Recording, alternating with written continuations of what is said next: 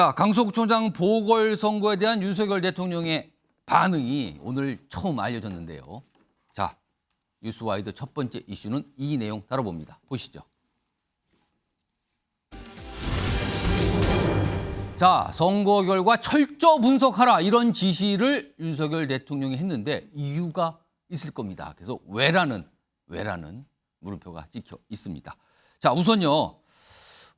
선거 결과를 면밀히 분석하고 뭔가 의식을 한다 이런 게 분명히 느껴지거든요. 그런데요. 올해 1월입니다. 윤석열 대통령이 어떤 책임과 관련돼서 꺼내놓은 예의가 있습니다. 물론 사안은 좀 달라요. 그렇지만 그 내용 좀 확인해 보겠습니다. 제가 도전하는 이 대통령이라는 자리가 이게 뭐 사람들은 뭐 권력을 뭐 권력의 정점이네 뭐 하는데 정말 그 마음의 여유를 갖기 어려운 자리 같아요. 트루만 대통령은 거기에다가 모든 책임은 여기서 끝난다 해서 The buck stops here라고 이렇게 딱 붙여놨다고 하는데 내 책임을 늘 잊지 않고 일깨워주는 그런 어떤 그 상징물을 놔야 되겠죠. 그래요. 네, 제 책상 위에 올려놓겠습니다.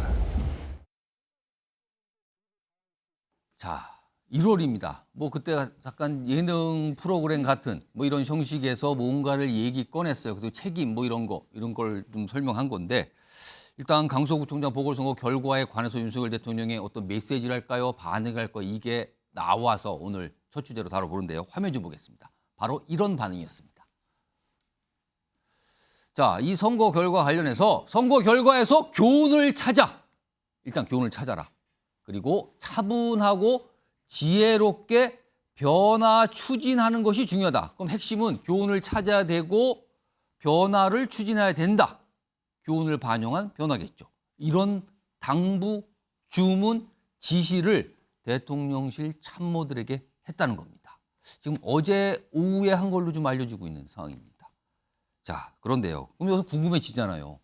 자, 어떤 교훈을 찾을까? 그리고 어떤 변화를 얘기하고 있는 걸까인데요. 이와 관련해서요. 사실 앞서서 뭔가 좀 이럴 것이다라고 예상을 하신 분의 목소리가 있습니다. 들어보시죠. 그래서 용산에서는 우선 대통령 비서실장, 국무총리, 뭐 대통령 비서실장 하면은 나머지 뭐 정무 이번 이 보궐선거에 나름대로 책임이 있는 정무사회 홍보 결국 나가려는 사람들까지 다 정리가 되는 대통령 비서실의 대 변화가 있겠죠. 대통령발 신당 창당 한 40%, 45% 이상 돼야지 있는데 한 35% 선에 묶이잖아요. 그러니까 이제 국민의힘발 신당 창당 부분들이 나올 가능성이 대단히 높다. 그러니까 뭐 용산 참모진의 큰 변화, 뭐 그다음에 국민의힘 발 뭐 신당 창당 이런 게까지 굉장히 어떻게 보면 앞선 전망인데요. 이런 얘기를 뭐 꺼내신 분이 있어서 좀 소개해드렸고요. 자, 그럼요. 영상에 나가는 동안 오늘 나오신 네 분 패널께 질문을 제가 살짝 미리 드렸는데요. 바로 이거였습니다. 자, 아무리 봐도 윤석열 대통령 뭔가 변화를 고민하는 걸로 보이죠? 서로 메시지니까요. 그렇다면은 무엇을 해야 되는가? 윤석열 대통령. 이겁니다. 이 질문을 미리 드렸는데요. 네 분 쓰신 거 있죠? 앞에 올려주시기 바랍니다. 자, 네 분 보시면은 굉장히 골고루 뭐 이쪽은 뭐 날개 자유 40대 만나야 뭐 골고루 나왔어요. 우선 윤희석 국민의힘 대변인 나와 계신데요. 만나야라고 쓰셨어요. 그러니까 윤석열 대통령이 변화를 고민하고 있는데 앞으로 뭘 해야 될 거라는 질문에 만나야라고 쓰셨어요. 이게 무슨 뜻입니까? 이번 선거 결과에 대해서 분석을 해달라고 하셨잖아요. 예. 그럼 이제 분석 과정에서 여러 참모들이 뭐 보고서를 올릴 거예요. 그러겠죠. 그거는 간접적으로 올라오는 거니까 아마 어떤 상황이 벌어졌는지 정말로 대통령께 진실되게 올라갈 수 있느냐 이런 의문이 있습니다. 대통령께서 이번 강서구청장 선거 캠프에서 일을 했던 진짜 당원들 아니면 뭐 자원봉사자 이런 분들을 직접 만나셔서 그분들의 생생한 그 선거 현장에서의 상황을 직접 들으셔야 한다고 저는 생각합니다. 현장에서 뛰었던 선거를 운동을 했던 분들을 만나야 된다. 그래야 그 상황에서 강서에서 어떤 일들이 있었고 강서 주민들이 어떤 얘기를 했었고 거기에 대해서 당은 어떻게 반응을 했었더니 이런 결과가 나왔다. 이런 것을 대통령께서 직접 아신다면 뭔가 크게 얻는 것들이 많이 있지 않을까 이렇게 생각합니다. 저는 윤희석 대변인이 만나야라고 쓰셔도 혹시 제1야당 대표를 만나야라고 쓰신 줄 알았더니 그건 아니네요. 그건 아닙니다. 그 필요는 없다고 보십니까? 아니 그것은 저희가 얘기를 했잖아요. 제1야당 대표를 만나야 한다는 당위론에는 공감을 하지만 예. 지금 그분과 대통령이 만날 수 없는 상황에 대해서 수차례 대통령실에서 입장을 밝혔잖아요. 그분의 신분이 바뀌지 않는 한 만나기 어렵다는 것은 다 아실 겁니다. 그 신분이 지금 뭐 피고인 신분도 있고요, 피의자 신분도 있고요, 여러 가지 신분이 있어요. 그걸 말씀하신 것 같은데, 자 이번에는 이쪽으로 좀 넘어와서 박원석 전 정의당 의원께서는 자유라고 쓰셨어요. 어쨌든 오늘 나온 보도들을 보면 대통령께서 선거 결과를 의식하고 예. 뭔가 변화의 필요성을 검토하는 거는 좋은 시그널이죠. 그러니까 여당 추진하라는 입장에서는. 거는 변화할 방안을 갖고 오라 이런 뜻으로 들리기도 합니다. 그렇죠. 지금요. 그러니까 사실은 여당 일각에서는 그럼에도 불구하고 안 변하면 어떡할까 이런 걱정들이 있었는데 적어도 그건 아니니까. 예. 다만 이제 변화의 방향이 뭐냐에 대해서 이제 여러 가지 고민들이 있을 텐데 예. 저는 이제 자유라고 키워드를 정리를 해봤는데요. 예. 윤 대통령이 자유라는 가치를 굉장히 선호하고 예. 또 굉장히 강조했어요. 자주 얘기했어요. 저는 그렇게 자유라는 가치를 선호하고 강조하는 만큼 당의 자유를 좀 주셨으면 좋겠다. 아, 그럼 이 자유는 당의 자유. 이게 지금 이제 당과 이 대통령실의 관계가 거의 수직적 관계잖아요. 근데 당을 대통령께서 발 아래 두려고 하면 예. 사실은 당은 어떤 정치적 상상력이나 또 어떤 실질적인 그 당의 구성원들이 뭔가 자율적인 여러 가지 고민과 노력 예. 끝에 쇄신의 방향을 정하는 거나 이런 거 없이 그냥 대통령실의 기류만 살피고 대통령실의 의중만 살피고 예. 공천 관련해서도 대통령께서 어디까지 공천에 개입할지 그것만 신경 쓰고 이렇게 된단 말이죠. 이번 강서 재보궐선거도 사실 선거 초반에 예. 국민의힘 내부의 고민은 당원 당규에도 있기 때문에 아예 귀책 사유가 있으니까 후보를 내지 않거나 예. 이걸 고민을 했었는데 결국 대통령께서 김태우 후보를 사면복권까지 시켜주고 예. 공천해야 된다는 그 기류가 보이니까 공천을 한 거잖아요. 어떻게 보면 아주 흔쾌한 선거가 아니었단 말이죠. 그 결과가 별로 좋지 않았어요. 예. 저는 비단 이번 정권만이 아니고 역대 정권들을 살펴보더라도 예. 이제 내년이면 임기 3년 차입니다. 거의 이제 중반에 접어들어요. 당연히 정권에 대한 중간평가적 성격을 가질 수밖에 없는 선거인데 이렇게 대통령실의 그립이 예. 세고 당과 대통령실의 관계가 수직적 관계가 되면은 예. 그 총선에서 뭔가 이 당에 자율적인 룸이 없어져 버려요. 그런 선거 결과 별로 좋지 못합니다. 과거에 뭐 진박 공천 이런 사례도 보셨듯이 예. 그런 면에서 윤 대통령이 내년 총선에서 지금보다 나은 결과를 원하신다면 당을 믿어보고 예. 당의 구성원들한테 일종의 자율적인 여지를 주고 당의 판단을 경청하는 게 어떨까 예. 이제 그런 권고를 드리고 싶습니다.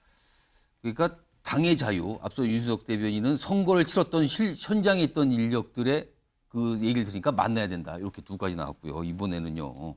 다시 이쪽으로 와서 민현주 전 새누리당 의원은 40대. 네, 이 나이 40대를 말하는 겁니까? 네 맞습니다. 무슨 뜻입니까? 그럼? 저는 지금 이번에 강서 보궐선거에서도 나타난 결과기도 하고요. 지금 대통령 지지율이 꾸준하게 이제 그 추이를 보면 결국에는 40대 지지층이 가장 좀 약하지 않나. 지금 강서 보궐선거 이후에 당과 용산이 새롭게 변화하겠다라는 그런 의욕을 보이고 있는 상황에서 예. 가장 쓴소리를 하고 가장 많은 일을 할 수 있는 일을 제시할 수 있는 세대가 저는 인구층이 40대라고 생각을 합니다. 예. 그러니까 뭐 아시겠지만 고물가 고금리로 굉장히 힘든데 직장과 자영업자 그리고 가정에서도 가장 치이는 게 40대거든요. 그러니까 이 40대 남성이든 여성이든 가리지 않고 업종 직종 가리지 않고 대통령께서 다양하게 만나신다면 굉장히 다양한 목소리를 들으면서 내가 무엇을 해야겠구나라는 이런 정책적인 지향점도 받을 수 있고 또 가장 부정적인 여론을 많이 내주는 예. 그런 층으로부터 대통령도 이런 고민을 나와 함께 하고 있구나. 이런 생각을 하면 공감대를 형성할 수 있는 긍정적인 측면도 있기 때문에 저는 40대를 더 적극적으로 만나시기를 바란다. 측면에서 40대라고 40대라고 쓰셨지만 사실 민생 이런 거 좀 신경 써주세요라고 말씀하시는 것 같네요. 네. 지금요.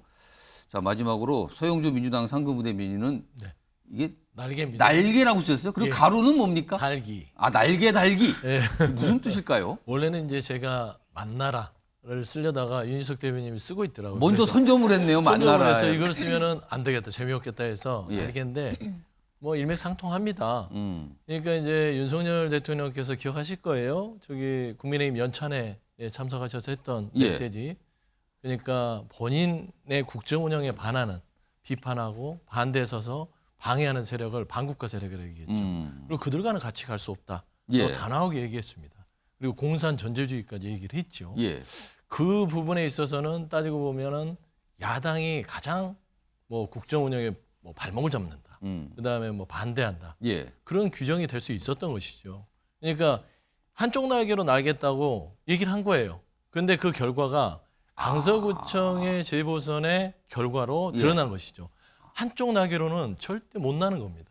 그러면 다른 쪽 날개 이 날개를 나르라는- 달아야 됩니다. 그 날개 뭐냐면 지금 오른쪽으로만 날 수가 없어요. 왼쪽 날개를 달아야만 예. 국정 운영이 갈 수가 있는 거예요. 그럼 혹시요 그 뜻이 몸통에 민주당 날개도 좀 붙여주세요 그 뜻입니까? 붙여주세요가 아니라 예. 가야만 된다. 그래서 결국에는 이 날개를 단다는 건 이 국정 운영 전체에 대해서 여기 강서구청 구민들이 50만 유권자지만 예. 17.15라는 아주 압도적인 차로 비판하신 거예요. 예. 당신네들 지금 윤석열 정부 제대로 못 가고 있다.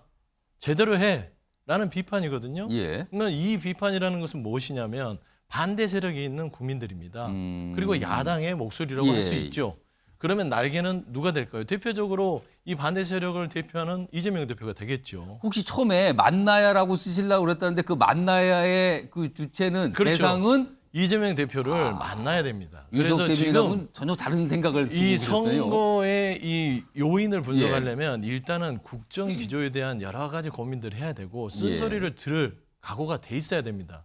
그래야 원인을 분석을 하는 것인데 야당 대표도 만나지 않으면서 예. 내부에서 그 고민하고 분석해봤자 수치밖에 안 나와요. 아. 그래서 국민들은 일단 떼내버린 한쪽 날개를 다시 달고 예. 야당 대표도 만나고 그다음에 이 국민들의 쓴소리, 예. 비판의 어떤 목소리 이런 거를 들어야만 예. 이번 선거에 대한 교훈을 얻을 수 있다. 저는 그런 말씀에서 날개라고 이야기하고 있습니다. 네 분 굉장히 골고루 나왔어요. 일단 내려주시고요. 윤석 대변만 좀 들고 계세요. 잠깐. 좀 추가 질문 좀 드릴게요. 당에 계시니까 질문 좀 몇 가지 좀 제가 좀 드릴게요. 혹시요 지금 용산의 참모들, 그러니까 비서실 등 포함한 참모들 전면적인 교체나 개편이 필요하다고 보십니까 지금? 뭐 전면적이라고 하는 게 어느 범위까지를 얘기할지는 모르겠지만 예. 변화는 필요하다는 그러면 데 동의합니다. 비서실장이나 그 정도 수위에서의 변화는 필요하다고 보세요? 그 정도가 된다면 국민께 드리는 메시지 차원에서도 의미가 있기 때문에 예. 뭐 대통령께서 그것도 고민의 영역에 넣어서 생각하시면 어떨까 하는 권고를 드리고 싶습니다. 아 권고를 드리고 싶다. 그건 굉장히 강한 요청을 하신 거네요 지금. 비서실장 등등등 참모 좀 상징적으로라도 바꾸셔야 됩니다. 예, 이 뜻을 제가 뭐 드리네요. 특정 어떤 직위에 계신 분을 거명하는 게 아니고 예. 국민들께 충분한 정확한 메시지를 드리기 위해서는 예. 그에 상응하는 어떤 교체 폭이라든지 오. 그런 게 필요하지 않겠습니까? 혹시 네. 지금 말씀하신 그런 권고하신다 그랬잖아요. 네. 그런 분위기가 지금 권고를 하려는 분위기가 당에 있습니까? 지도부에서 많이 고민하고 있는 걸로 알고 있습니다. 아 그렇군요. 하나만 더 물어볼게요. 당에 계시니까 좀 질문을 제가 해야 될 것 같아서. 한편 이런 상황이잖아요. 지금 이제 선거 패배고 여러 가지 고민과 변화를 모색하는 게 움직임이 있단 말이에요. 지금요. 그리고 반송도 하고 있고요. 이런 상황에서 지금 사실은 계획대로라면 용산에 있는 이 참모진들, 비서실 참모진들의 총선 출마설은 계속 나왔거든요. 그리고 일부는 먼저 나왔고 일부가 나올 계획이다. 추가로 더 나올 수 있다. 뭐 숫자까지 뭐 얘기 나온 판이잖아요. 지금요. 이런 용산 참모진들의 총선 출마는 어떻게 되는 겁니까? 뭐가 좀 기류가 바뀌는 겁니까? 아니면 예상대로 그냥 가는 겁니까? 그것이 전제하는 것이 용산에 있는 참모진들이 출마 선언을 함과 동시에 공천을 받는다고 아예 전제를 깔기 때문에 이런 질문을 하시는 걸로 보고 그분들이 어차피 정치의 뜻을 갖고 있기 때문에 예. 출마를 하겠다는 의사표시를 밝히고 본인의 행동을 하는 것은 뭐 그분들의 자유입니다. 예. 그것과 당에서 공천을 주는 과정에 있어서 뭐 어떤 개인적인 어떤 능력, 경쟁력 그걸 통해서 공천을 받는 것은 문제가 없으나 예. 마치 용산 대통령실이라는 배경을 가지고 우리가 소위 말해서 뭐 내리꽂는다고 하죠. 예. 그런 식은 벌어질 리가 없다고 생각합니다. 오늘 어떤 보도에도 나왔지만 윤 대통령께서 예. 그런 경우에 있어서 경선이 원칙이다. 이런 말씀을 하셨다는 보도가 있었거든요. 예. 그것이 맞는 말이고 그것이 원칙입니다. 나오는 건 자유나 치열하게 경쟁하세요. 약간 이게 되는 겁니까? 그렇습니다. 그럼? 알겠습니다. 그러면 그거 관련해서 혹시 강서구청장 선거 결과가 나오기 전과 후에 약간 그런 기류의 분위기 변화는 있습니까, 당이? 저희 상황이 안 좋다는 걸 이제 실감했기 때문에 총선 출마하려고 하는 사람들이 자제한다 뭐 이런 말씀입니다. 혹시라도 또 그런 분위기가 있는가 해서. 글쎄요, 아직까지 뭐 그렇게 생각할까요? 6개월 남은 시점에서 저희가 지금 나쁜 성적표를 받아서 위기의식을 느끼는 것은 맞지만 예. 예를 들어 본인이 정치하겠다고 출마 결심까지 한 분들이 예. 본인이 이 상황을 돌파하겠다고 생각할 확률이 더 많아 보입니다. 알겠습니다. 내려주시기 바랍니다. 아유, 들고 계시냐고 고생하셨어요. 제일 오래 들고 있었어요. 일단 윤석열 대통령의 오늘 어떤 반응 또는 메시지 이걸 가지고 얘기 좀 해봤고요. 내부 말씀 좀 길게 차근차근 들어봤습니다. 일단 용산 분위기가 어떻다는 거는 좀 아실 것 같아요. 그리고 이번에는요. 당으로 가보겠습니다. 국민의힘. 이게 보궐선거가 생각보다 파장이 있는 건가 아닌가 뭐 이런 거 가지고 논쟁이 있는데 오늘 당의 모습이 있었는데 일단 그 모습부터 보시죠. 원래는 뭐 최고위원 회의를 열기로 했지만 개별 면담으로 좀 바꿨죠. 그 모습이 있습니다. 들어보겠습니다. 다양한 얘기들을 드렸습니다마는 안에서 드린 구체적인 얘기들은 오늘 이 자리에서 드리는 것은 적절치는 않을 것 같습니다. 개별 최고위원들의 의견이 미리 공개되면 대표님께서 결단하시고 하는데 좀 방해가 될 수 있기 때문에 전체적으로 이야기가 나온다면 뭐 그건 수긍해야 되는 거고 그렇죠. 뭐. 죄송합니다. 속 시원한 이야기 못 드리겠습니다. 좀 어떤 얘기 나누셨는지 궁금한데요. 네, 이 정도만 말씀드릴게요. 수도권 위기론 공감하고 계신가요? 보궐선거 과정에서 나타난 여러 가지 민심의 변화에 대해서 우리 당을 어떻게 체질 개선해서 국민들의 사랑을 받을 수 있는 정당으로 만들 것이냐. 오래 걸리지 않을 겁니다. 자, 그러니까 원래 최고위원회의를 한다고 어제 예고가 됐어요. 그리고 기자들한테 다 통보가 됐었거든요. 근데 그 이후에 시간이 흘러서 이거 취소합니다라고 나왔어요. 그리고 최고위원과 당대표의 개별 면담으로 바뀌었거든요. 그러니까 오전 내내 이게 이루어졌습니다. 그리고 나오신 분들이 뭐 딱히 얘기를 안 했어요. 그리고 다음에 또 하나 영상은요. 원내대표가 윤재호 원내대표가 한 얘기가 있습니다. 들어보겠습니다. 원내대표가 전체적인 이 상황을 컨트롤하고 있는 입장이 아닙니다. 당대표님 중심으로 당직자들이 여러 경로를 통해서 의견을 수렴하고 있습니다. 보셨지만요. 지금 국민의힘 지도부의 반응이 일관되게 굉장히 조심스럽습니다. 지금 그냥 의견 전달했고요. 뭐 딱히 그건 없었고요. 약간 이런 분위기로 가고 있거든요. 소영주 부대변인. 경쟁 정당 상황이긴 한데 일단 최고위원 회의는 지도부가 다 모이는 회의인데 이게 취소가 됐어요. 잡혔다가. 그렇죠. 그리고 개별 면담으로 바뀌었습니다. 네. 왜 그랬을까요? 뭐 오랜 경험으로 봐서는 이제 상황만 제가 좀 분석을 하자면 예. 김기현 대표는 이런 마음일 거예요. 이대로 죽을 수는 없다. 그러니까 이 강서구 선거를 할 때 외통수였어요. 그러니까 김태우 후보를 공천할 때 처음에 본인은 반대를 했었던 의사를 분명히 아실 겁니다. 근데 용산의 기류를 감안해서 억지 공천을 했어요. 그리고 나서 선거운동까지 열심히 했습니다. 예. 당연히 지는 게임인지 예상을 했을 건데 그러면 결국엔 그 책임이 본인한테 올 것까지 다 예상을 했을 겁니다. 그래서 안철수 의원도 거기 넣어놓고 나경원 의원도 넣어놓고 이제 책임 분산한 것이죠. 예. 그럼에도 불구하고 당대표니까 책임을 져야 돼요. 책임론이 나온다. 그래서 책임론이 나오죠. 그런데 용산에서는 비대위로 전환하는 게 용산 입장에서는 편하겠죠. 하지만 김기현 대표 입장에 봐서는 이대로 죽을 수는 없어. 내가 어떻게 여기까지 굴욕을 참고 왔는데. 완전 불명예가 될 수 있다는 그렇죠. 거군요. 그냥 사퇴해버리면 사라지는 겁니다. 그래서 여기서는 버텨야겠다라는 차원에서 저는 첫날의 분위기에서는 김기현 대표의 어떤 여러 가지 책임론이 불거져 나왔다고 제가 들었어요. 예. 이제 두 번째 했을 때는 그게 나오기 전에 빨리 끝내놓고 개별 면담을 하는 것이죠. 모아놓으면 여러 가지 얘기가 나올 수 있으니 개별 면담을 통해서 한 명씩 그냥. 내가 일단 참고 좀 해볼게. 예. 그래서 나에게 기회를 주시오. 저는 이런 작업들이 이루어졌다고 보고요. 저는 이런 부분에서는 김기현 대표를 100번 이해한다. 그렇게 말씀드립니다. 윤석 대변인께 질문 드려야 되는데 왜 개별 면담으로 바뀌었습니까?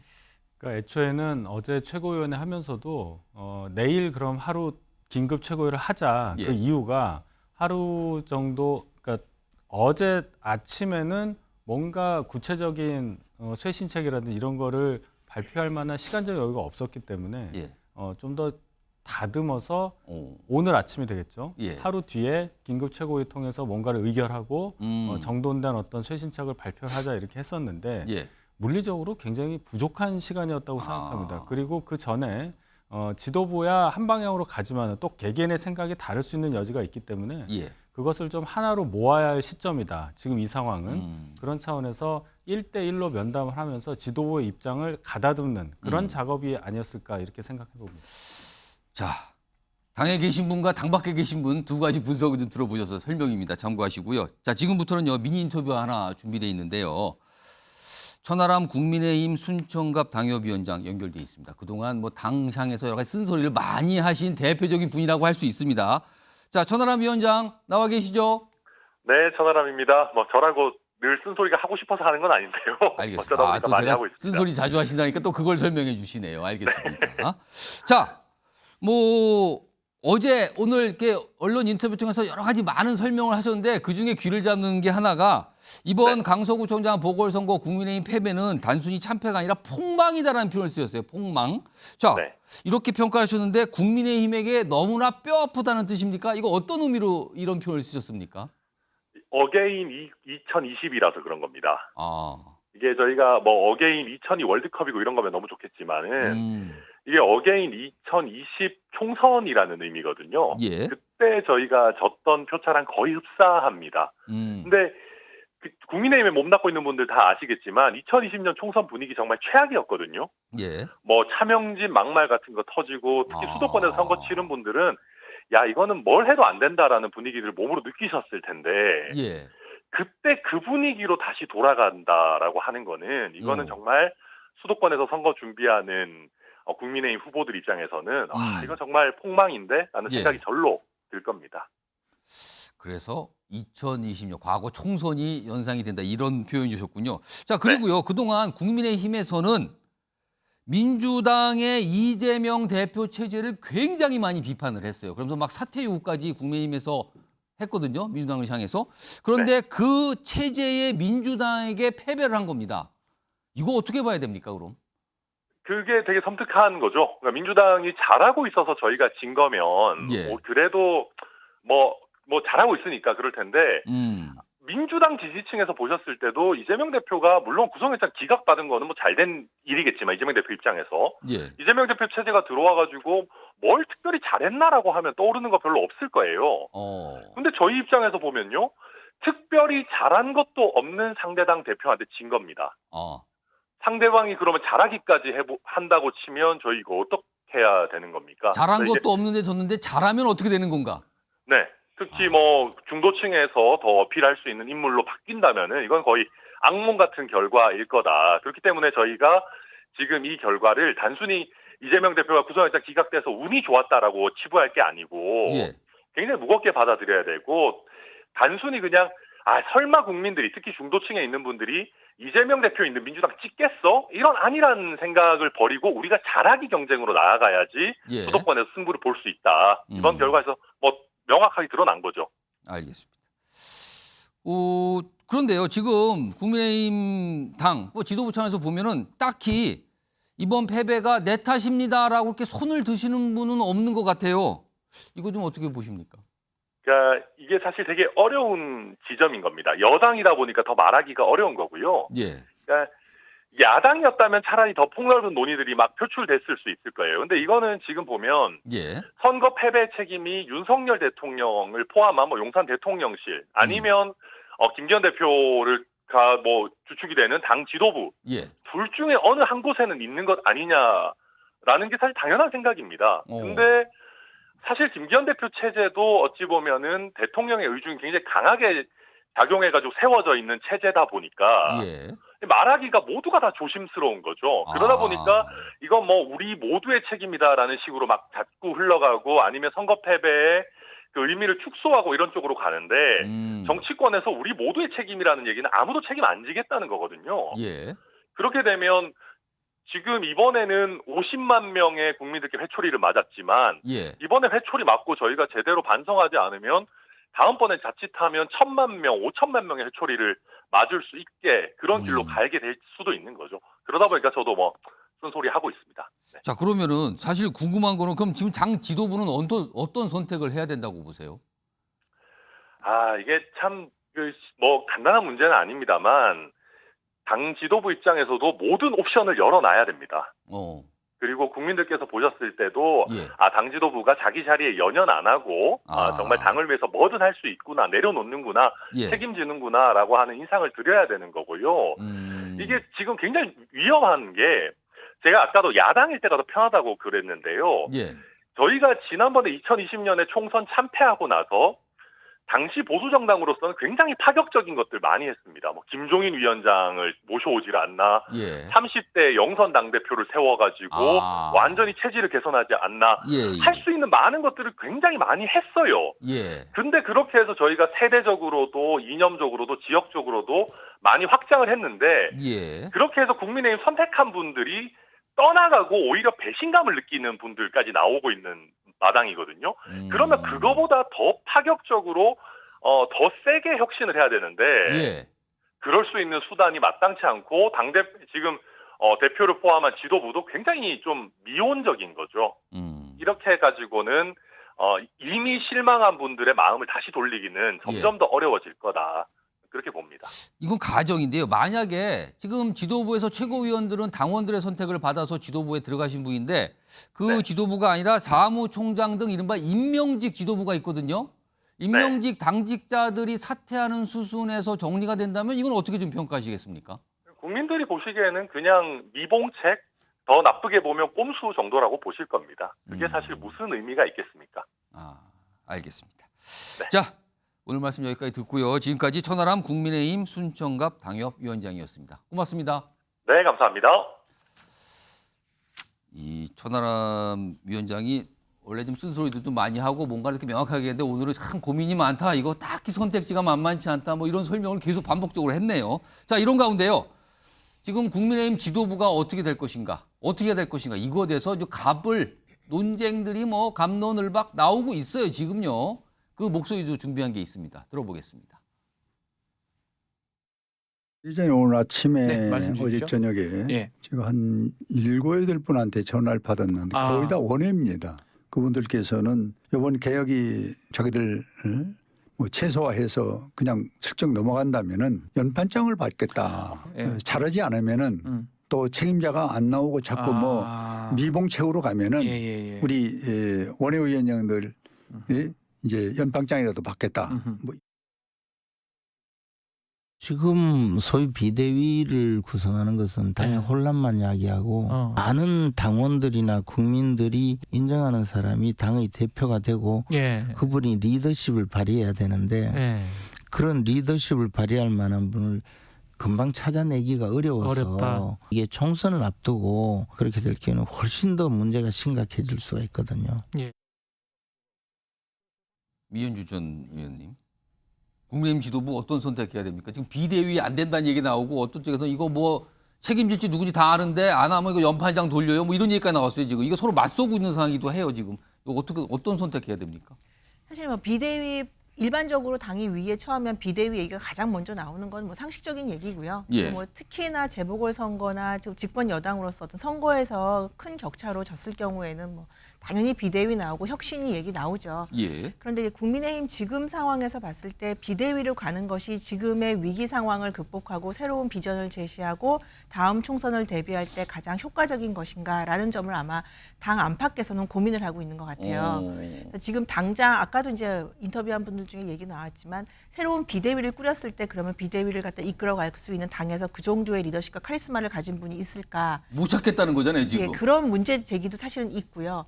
그리고 지금 김기현 대표가 그렇다고 해서 뭐 이 당을 뭐 굉장히 강하게 앞으로 어떻게 그립감을 가지고 갈까 이런 얘기보다는 총선에 대비한 새로운 무슨 기구를 만든다든지 조직을 만들어서 총선 대비용으로 전환할 수 있다 이런 가능성이 지금 나오고 있는데 아마 당 내에서는 그게 가장 현실적인 대안이 아닌가 이렇게 보고 있는 것 같습니다. 그러니까 지금 너무 짧은 시간 지금 게다가 저희 당무감사가 시작이 됐어요. 그렇습니다. 당무감사가 시작됐으면 지금 사무처의 사무총장 이하 쭉 당무감사에 지금 집중해야 되는 시기인데 그래야지 그 당무감사가 잘 지나야 총선에서 유리한 지형을 만들 수 있는데 지금 지도부 자체가 흔들리면 당무감사도 흐지부지되고 그럼 다음번 인재 영입이라든지 지역 정비도 문제가 생기기 때문에 김기현 체제를 유지하면서 조금 더 혁신을 가져갈 수 있는 새로운 기구를 만드는 그런 안들을 대안으로 제시하고 있는 게 아닌가 싶어요. 그리고 현실적으로 이전에도 예전에 김무성 대표 때도 그랬고 그런 혁신이라든지 뭐 보수개혁위원회 이런 것들을 통해서 새로운 혁신안을 좀 많이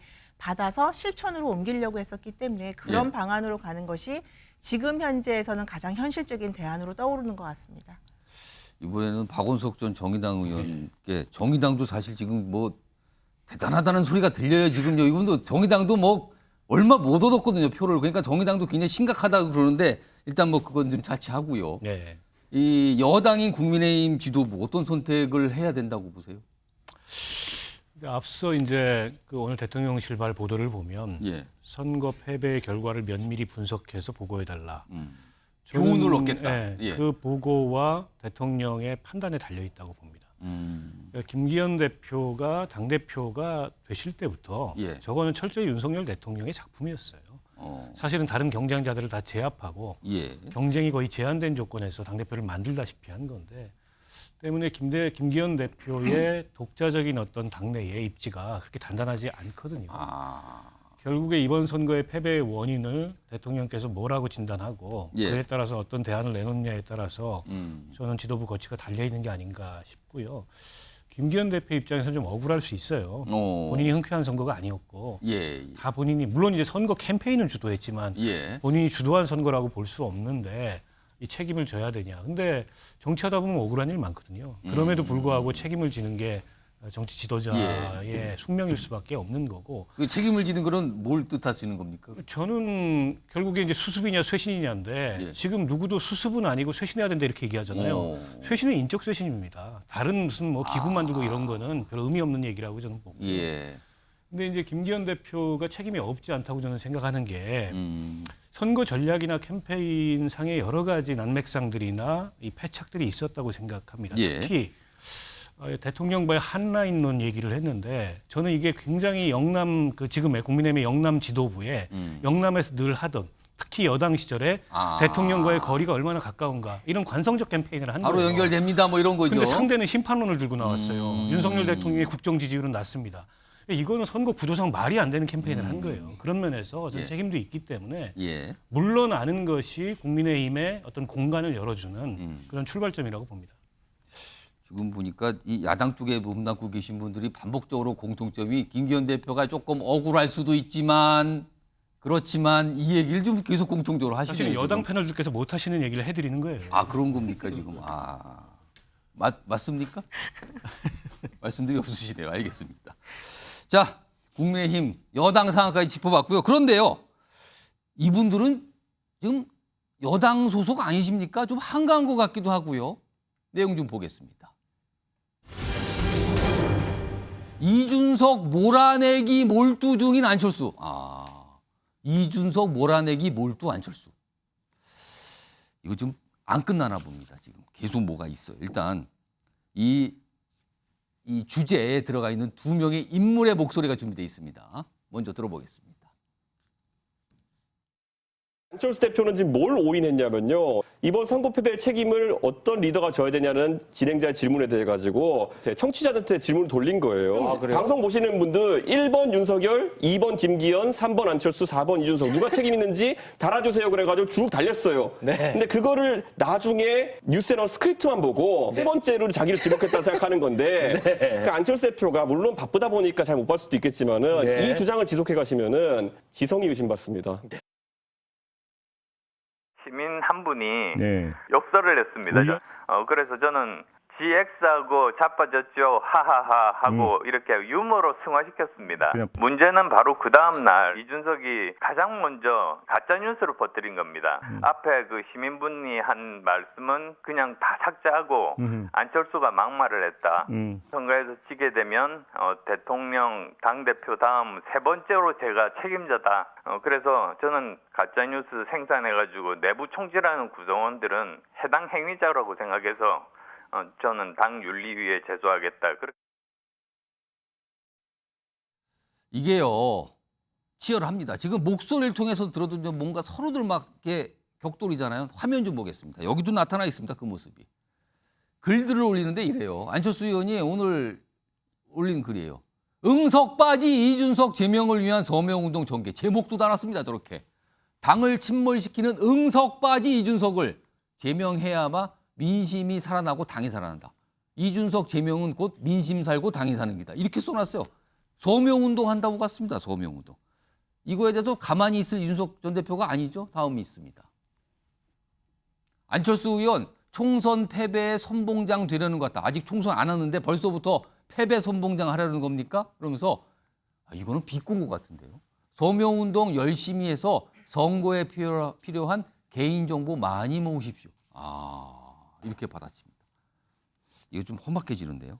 일단 서영주 민주당 부대변인께 안철수 의원이 이른바 그 욕설 논란이 있었잖아요. 그러니까 뭐 어떤 지나가시는 분이 하는 걸 그때 받아줬다라는 설명이 있지만 아무튼 뭐 하고 이른바 자빠졌네. 자빠졌네도 사실은 거짓말인데 이거 썼어요.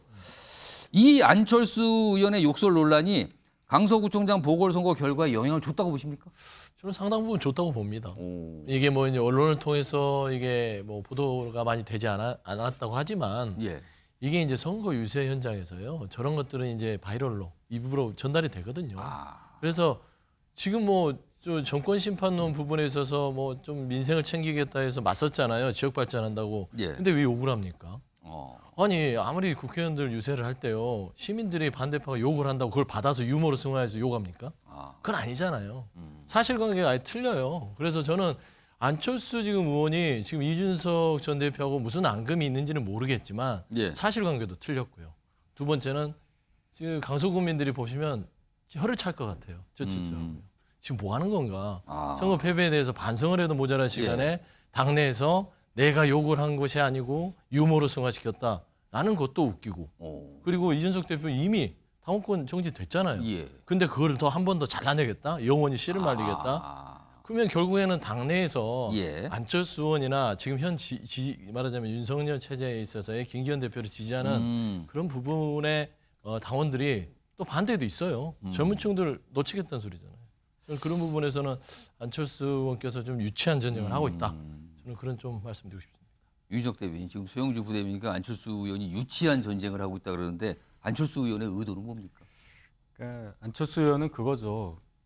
옛날부터 이렇게 구원이 있었던 이준석 대표의 사이 그 기억을 아직도 잊지 못하고 있는 가운데. 노원구 선거 말씀하시는 겁니까? 바른 미래당 시절이겠죠.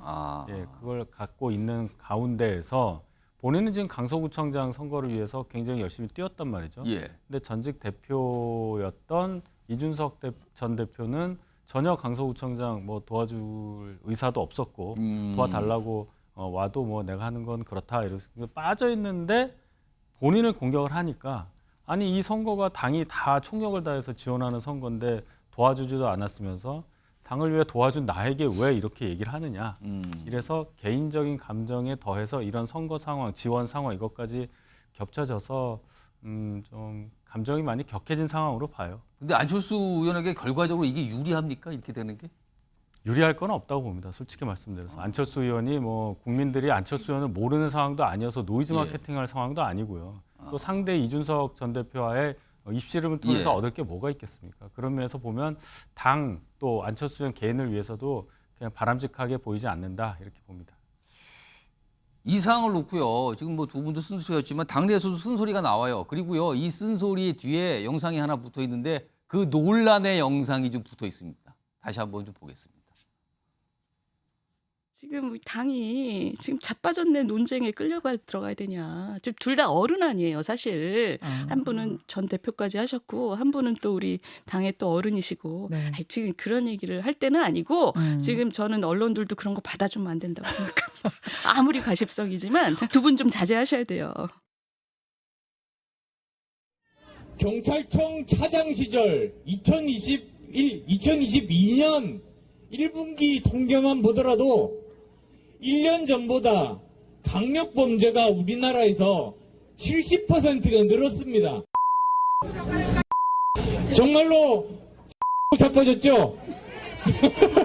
리더가 누구냐가 이제 여당은 문제거든요. 지금 혹시 유튜브로 보고 계신 분들이 있다고 한다면은 윤석열 대통령이 문제다 생각하시면 1번, 김기현 대표가 문제다 생각하면 2번, 3번 어제 유세차 올라가가지고 막말한 안철수 대표. 갑자기 진교훈 후보 디스한다고 자빠졌죠라고 했습니다. 유세차에서. 유 전 의원님. 그럼 안철수 운동은 이재명 대표, 그러니까 응석바지 이재명 대표 제명 서명 운동을 한다 그랬어요. 이거 서명 많이 받겠습니까?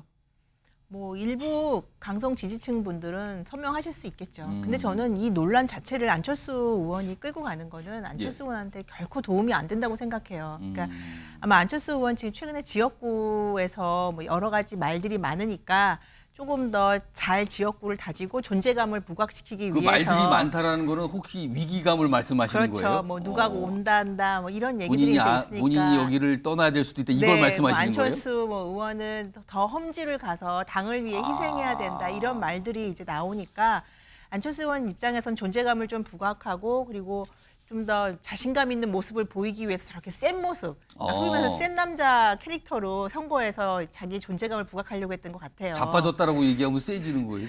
그러니까 남자분들이 이렇게 좀 세게 말하면 유권자들이 좀 혹한다 이렇게 생각을 하는 그러니까 판단을 좀 잘못하신 것 같은데 저는 마이크 잡고 그 발언을 한 거는 분명히 실수라고 봅니다. 그래서 물론 이준석 전 대표가 굉장히 비아냥적으로 얘기한 건 맞아요. 하지만 거기에 굳이 안철수 의원이 대꾸할 필요가 없었는데 대꾸함으로써 일을 확산시켰기 때문에 지금은 당이 위기를 수습할 때이지 이런 분란을 일으킬 때가 아니다라고 봅니다. 박원석 전 의원님, 누가 너무하는 겁니까 지금? 아니 처음에 SNS 메시지 나온 거 보고 저는 안철수 대표 뜻과 관계없이 보좌관이 실수로 올린 거 아닌가. 어떤 거? 서명운동 말씀하시는 아니요, 그 전에. 그 전에 본인이 설명한 거? 예. 근데 그 뒤에 후속으로 뭐가 계속 나오는 거 보니까는 진심이에요.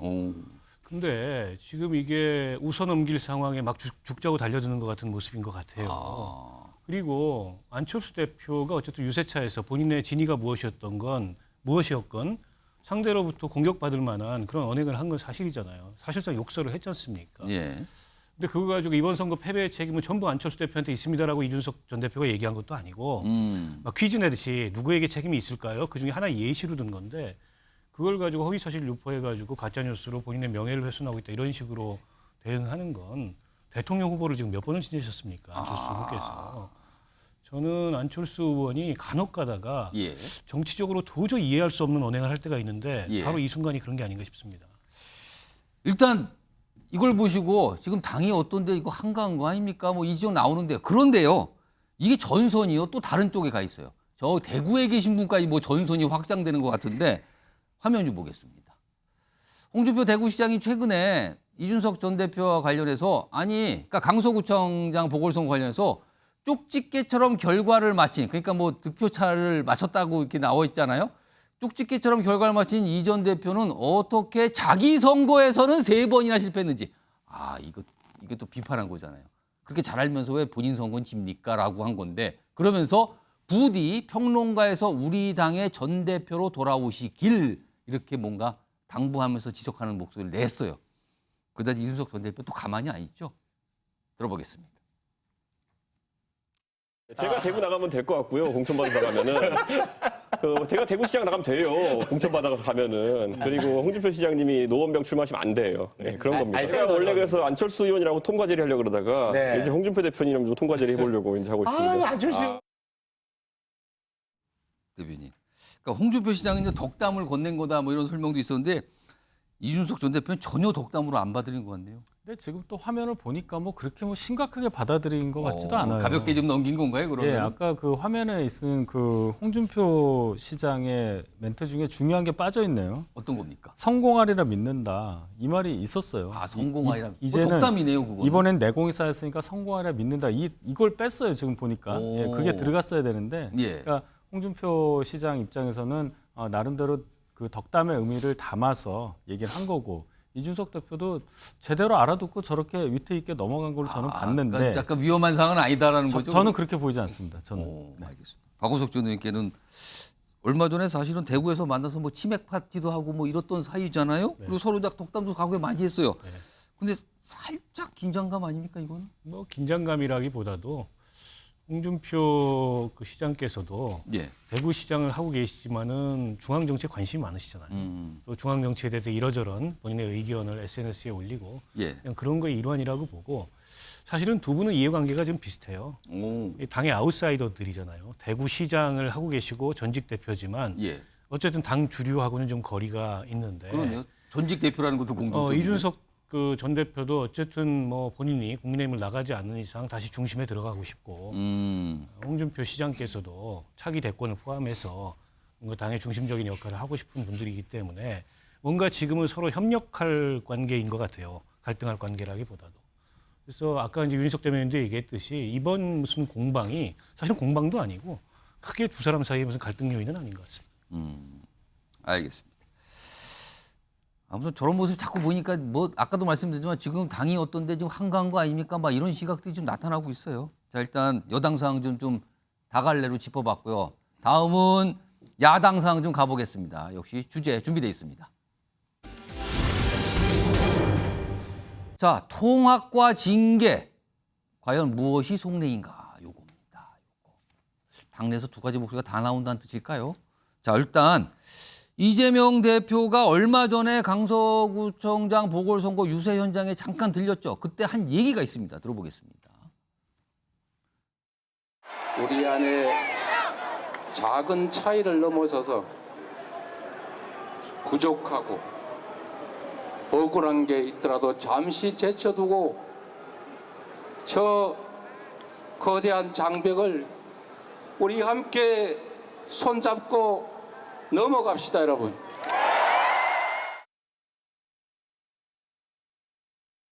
당의 단합을 저하는 행동들, 지속적으로 당대표 뭐 사퇴하라 또는 뭐 분당이 어떻다 저떻다 또는 뭐 당이 사당화되고 있다. 또한 이런 식의 비판들을 근거 없는 비판하는 것에 대해서는 좀 자제해 줬으면 좋겠고요.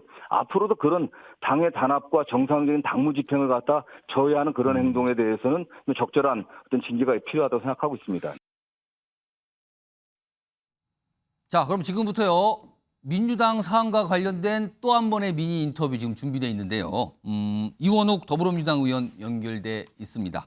당내에서 좀 비명계로 꼽히시는 분들 중에 한 분으로 뭐 통상 언론이 그렇게 표현을 하죠. 자, 이원욱 의원님 나와 계시죠? 네, 안녕하십니까? 예. 자, 우선 바로 질문 하나 들어갈게요. 뭐 앞에서도 영상도 좀 보셨을 것 같은데 강서구청장 보궐선거 민주당이 승리인데 이 승리가 당에는 악재가 될 수 있다라는 말을 얼마 전에 언론 인터뷰에서 하시고 나서 이걸 가지고 일각에서는 아니 당의 패배를 원한 겁니까? 뭐 이렇게 또 비판하는 목소리가 나오는데 반론을 하신다면요. 당의 패배를 원한다면 선거 지원 나갔겠습니까? 개딸들은 항상 제가 얘기하는 거는 콩으로 매주를 쓴다 그래도 안 믿더라고요. 뭐 하여튼 버릇이 된 듯 하고요. 예. 우리 지역 지방의원들과 핵심 당원들이 모두 함께 나가서 선거운동 정말 열심히 했거든요. 예. 몇 번씩이나 나가면서. 그렇게 당의 패배를 바란다면 그런 일을 했을 리가 전혀 없겠죠. 그 얘기는 선거 승리에 도취해야 한다면 예. 앞으로 악재로 작용할 수 있다. 이 얘기였는데 그거는 선거가 끝난 직후 예. 이재명 당대표도 민주당의 승리가 아니라 국민의 위대한 승리다. 그렇습니다. 더 겸허하게 민심을 받들겠다. 네, 그렇게 얘기를 했고요. 홍익표 원내대표도 이번 선거 결과는 민주당에 대한 신뢰라기보다는 좀 제대로 하라는 기회를 준 것이다 이렇게 얘기했지 않습니까? 예. 그러니까 그 맥락하고 전혀 다르지 않은데 왜 저에 대해서는 개딸들이 공격하는지 모르겠습니다. 알겠습니다. 6개월이 남았는데요, 충선까지. 예. 진짜 앞으로 가야 될 길이 넘어야 돼서는 10번도 더 넘어 보이고요. 그때까지 민주당이 무너진 도덕성, 신뢰를 어떻게 회복할 것인가, 그리고 자성을 어떻게 할 것인가라고 하는 거에 대해서 예. 힘을 기울여야 된다. 그런 말씀이었습니다. 알겠습니다. 자, 그럼 구체적으로 총선을 위해서 민주당이 구체적으로 어떤 변화를 좀 지금부터 해야 된다고 보십니까? 그러니까 오늘 갤럽 조사 결과를 봐도 당 지지도가 국민의힘과 민주당이 똑같이 나오지 않았습니까? 예. 저는 몇 가지 지점이 좀 말씀을 드리고 싶은데요. 일단 제일 우선적으로 남 탓하지 말았으면 좋겠습니다. 그리고 세상의 모든 일은 나로부터 시작된다라고 하는 생각을 갖고 이것은 내 탓이다. 내가 먼저 자성하고 반성하자라고 하는 이런 것들을 좀 결의를 했으면 좋겠고요. 두 번째, 정말 무엇보다 중요한 건 민생입니다. 예. 지금까지 이재명 당대표의 사법 리스크로 인해서 모든 것이 이 기승전 이재명 방탄 뭐 이런 거였다고 한다면 이제는 그거 벗어났으니까 모든 것이 기승전 민생이다라고 하는 자세로 당을 좀 운영했으면 하는 바람입니다. 그리고 세 번째, 지금 아주 시급하게 다가올 것 같은데요. 민주당의 도덕성 신뢰를 떨어뜨린 가장 큰 악재 중에 하나가 김남국 의원 코인 사태였습니다. 그것이 지금 그 당 윤리위원회 회부되어 있는데요. 이제 전체 회의가 남았는데 계속 차일피일 미뤄지고 있거든요. 김남국 의원 제명권에 대해서 단호한 태도를 보여줬으면 좋겠다라고 싶고요. 그리고 민주당에 민주가 없다라고 하는 말씀들을 국민들이 많이 하십니다. 결국 그 핵심 중에 하나가 개딸 그리고 강성 유튜버들 문제 아닌가 싶고요. 이런 개딸과 강성 유튜버와 결별하기 위한 그 단호한 조치들을 취해야 될 것이고 가장 쉬운 것 중에 하나가 이재명 당대표가 이장으로 있는 제명인의 마을의 이장직을 사퇴. 그거는 뭐 결의도 필요 없고 본인의 결단으로 당장 할 수 있는 일이니까 그러면서 강성 유튜버나 개딸들과의 절연을 하겠다라고 하는 이런 자세를 보여줬으면 하는 것이 그 제 바람이고 그리고 민주당을 떠난 이탈 민주당층의 많은 요구들이기도 합니다. 알겠습니다. 여러 가지 설명해 주는데 혹시요. 지금 이재명 대표 체제가 더 강화됐다. 그 선거 이후에 그렇게 평가 나오는데 지금 이재명 대표 체제로는 혹시 총선 승리가 쉽지 않다. 이런 판단을 혹시 하십니까? 아니 그런 문제가 아니고 당은 어떻게 변화와 혁신을 시킬 것인가 이런 것들. 그래서 그걸 통해 가지고 그 당이 무너진 도덕성을 회복하고 국민의 신뢰를 받을 것인가라고 하는 것이 가장 중요한 문제고요. 제가 언론에서 참 여러 번에 걸쳐서 말씀을 드렸습니다만 이재명 없는 민주당으로도 안 되고 이재명만의 민주당으로도 안 된다라고 하는 말씀을 수차에 걸쳐서 드렸었는데요. 그런데 지금은 결국은 그 이재명 만의 민주당으로 되는 것이 아니기 때문에 그 이재명이 사당하다, 이재명 당대표의 사당하라고 하는 국민들의 불신 이런 것들을 어떻게 덜어낼 것인가라고 하는 거에 대해서 당대표가 고민해 줬으면 좋겠다라고 하는 말씀이죠. 알겠습니다. 질문 좀 두 가지 남았는데 좀 속도 좀 내보겠습니다. 한 1분 정도씩만 말씀하시면 딱 좋을 것 같은데 우선 질문이 이게 준비되어 있는데 지금 당내에서 이른바 이제 비명계 의원들을 겨냥해서 뭐 징계 이런 얘기를 꺼내신 분이 여전히 있거든요. 이 부분은 어떻게 보십니까? 지금 징계할 수 있겠습니까? 만약에 그 징계한다면 영광의 훈장으로 저는 받아들일 생각이 있습니다. 불체포 특권 포기는 그 대통령 공약이었고요. 그리고 지난 6월에 이재명 당대표가 스스로 국민 앞에 한 대정부 질문 그 교수단체 대표연설 때의 약속이었고요. 김은경의 혁신위의 1호 안건이기도 했습니다. 그리고 그거를 의원총회에서 의결하기로 한 건데 오히려 이재명 대표를 부결시켜달라고 했던 분들이 당론을 어긴 문제고 가결은 큰 틀에서 이러한 큰 흐름에서 보면은 불체포 특권 포기가 민주당의 당론이라고 볼 수 있습니다. 그래서 뭐 징계는 불가능하다고 생각하고 있습니다. 자 마지막 질문인데요. 지금 몸담고 계신 지역구가 경기도 화성인데요. 혹시 당에서 지역구를 바꿔서 더 험지로 나가라 이런 요구가 나온다면 어떻게 하시겠습니까? 그러니까 이게 뭐 3선이 이상의 의원들의 중진들 대상으로 이런 것 사실 국민들이 많이 바람이기도 하는데요. 그것이 인위적인 지역구 포기라고 하는 거는 좀 말이 안 된다라고 보여지지만 저는 개인적으로 국민의 신뢰받는 정당으로 그리고 총선 승리를 위해서라면 결단할 수도 있다라고 생각을 합니다. 다만 이런 결단을 끌어내기 위해서는 첫 번째 이재명계 중진부터 선택을 해줘야 됩니다. 판단을 해주고 이재명 대표 스스로도 먼저 결단을 해줘야 됩니다. 내가 지난번 그 1년 6개월 전 지방선거 보궐선거 때 개항으로 그 당시 분당에도 선거가 있었고 개항에도 선거가 있었는데 자기 워낙이 정치적 고향인 이재명 대표의 정치적 고향인 분당에서 출마하지 않고 개항으로 도망갔던 듯한 모습을 보였지 않습니까? 그러니까 지금이라도 그 이재명 당대표가 먼저 난 험지로 가겠다라고 하는 것을 선언해 주시고 이재명 당대표의 측근 중진 의원들이 나 험지로 가겠다라고 하는 것을 여러분들이 먼저 선택을 해주신다면 5선 의원들 굉장히 많습니다. 주변에 4선 의원들 많으시고요. 그래서 그런 분들의 그 험지 출마 선언이 먼저 첫 번째 핵심이고 우선이라고 생각합니다. 저는 그런 분들이 해준다면 충분히 할 용의가 있습니다. 알겠습니다. 자, 지금까지 이원욱 더불어민주당 의원이었습니다. 고맙습니다. 네, 고맙습니다. 그러니까 징계한다면 영광으로 알겠다. 그리고요, 이거 험지 출마돼서 그러면은 용의가 있는데 이재명 대표 그리고 친명계 의원들부터 험지로 가세요. 그러면 기꺼이 갑니다. 이게 듣기에 따라서 굉장히 강한 말일 수도 있을 것 같아요. 아무튼 이런 인터뷰였습니다. 앞서서 이재명 대표하고 이재명 대표 측근하고 꼽히는 정성우 의원 영상이 잠깐 나왔었는데 약간 달라요. 이재명 대표는 약간 뭔가 통합 차이는 넘을 수 있다. 아무것도 아니다. 이런 얘기를 했지만 정성우 의원은 약간 징계 필요다 이렇게 얘기했거든요. 소영주 부대변인. 이게 어떻게 된 겁니까? 정성우 의원 얘기를 들어야 됩니까? 이재명 대표 얘기를 들어야 되는 겁니까? 이재명 대표 얘기를 들어야죠. 그럼 거기가 우선입니까? 거기가 상위법입니까? 당대표죠. 근데 정성우 의원은 왜 그 얘기를 꺼냈을까요? 뭐 이제 개인적인 의견일 텐데 텐션을 주는 것 같아요. 전반적인 큰 흐름은 이재명 대표가 원래 10월 5일 얘기가 나왔었죠. 지원 유세로 올 것이다. 그리고는 이제 10월 9일 날 지원 유세 나왔는데 결국에는 뭐 여러 가지 몸 상태도 있겠지만 고민을 한 것 같아요.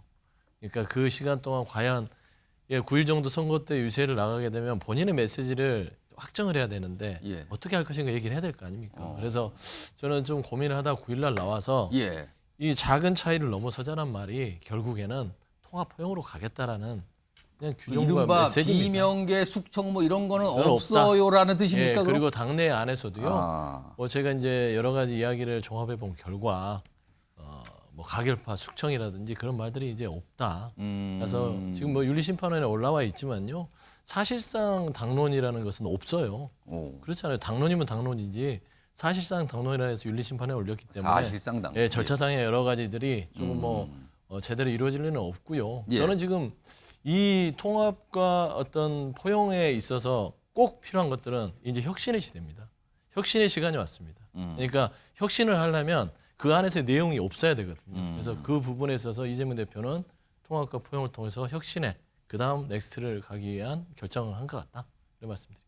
그러니까 소영주 부대님 말씀은 이재명 대표의 말이 상위법이니까 그걸 들으세요. 정성호 의원 얘기가 아닙니다. 이걸 말씀하셨는데 그런데요.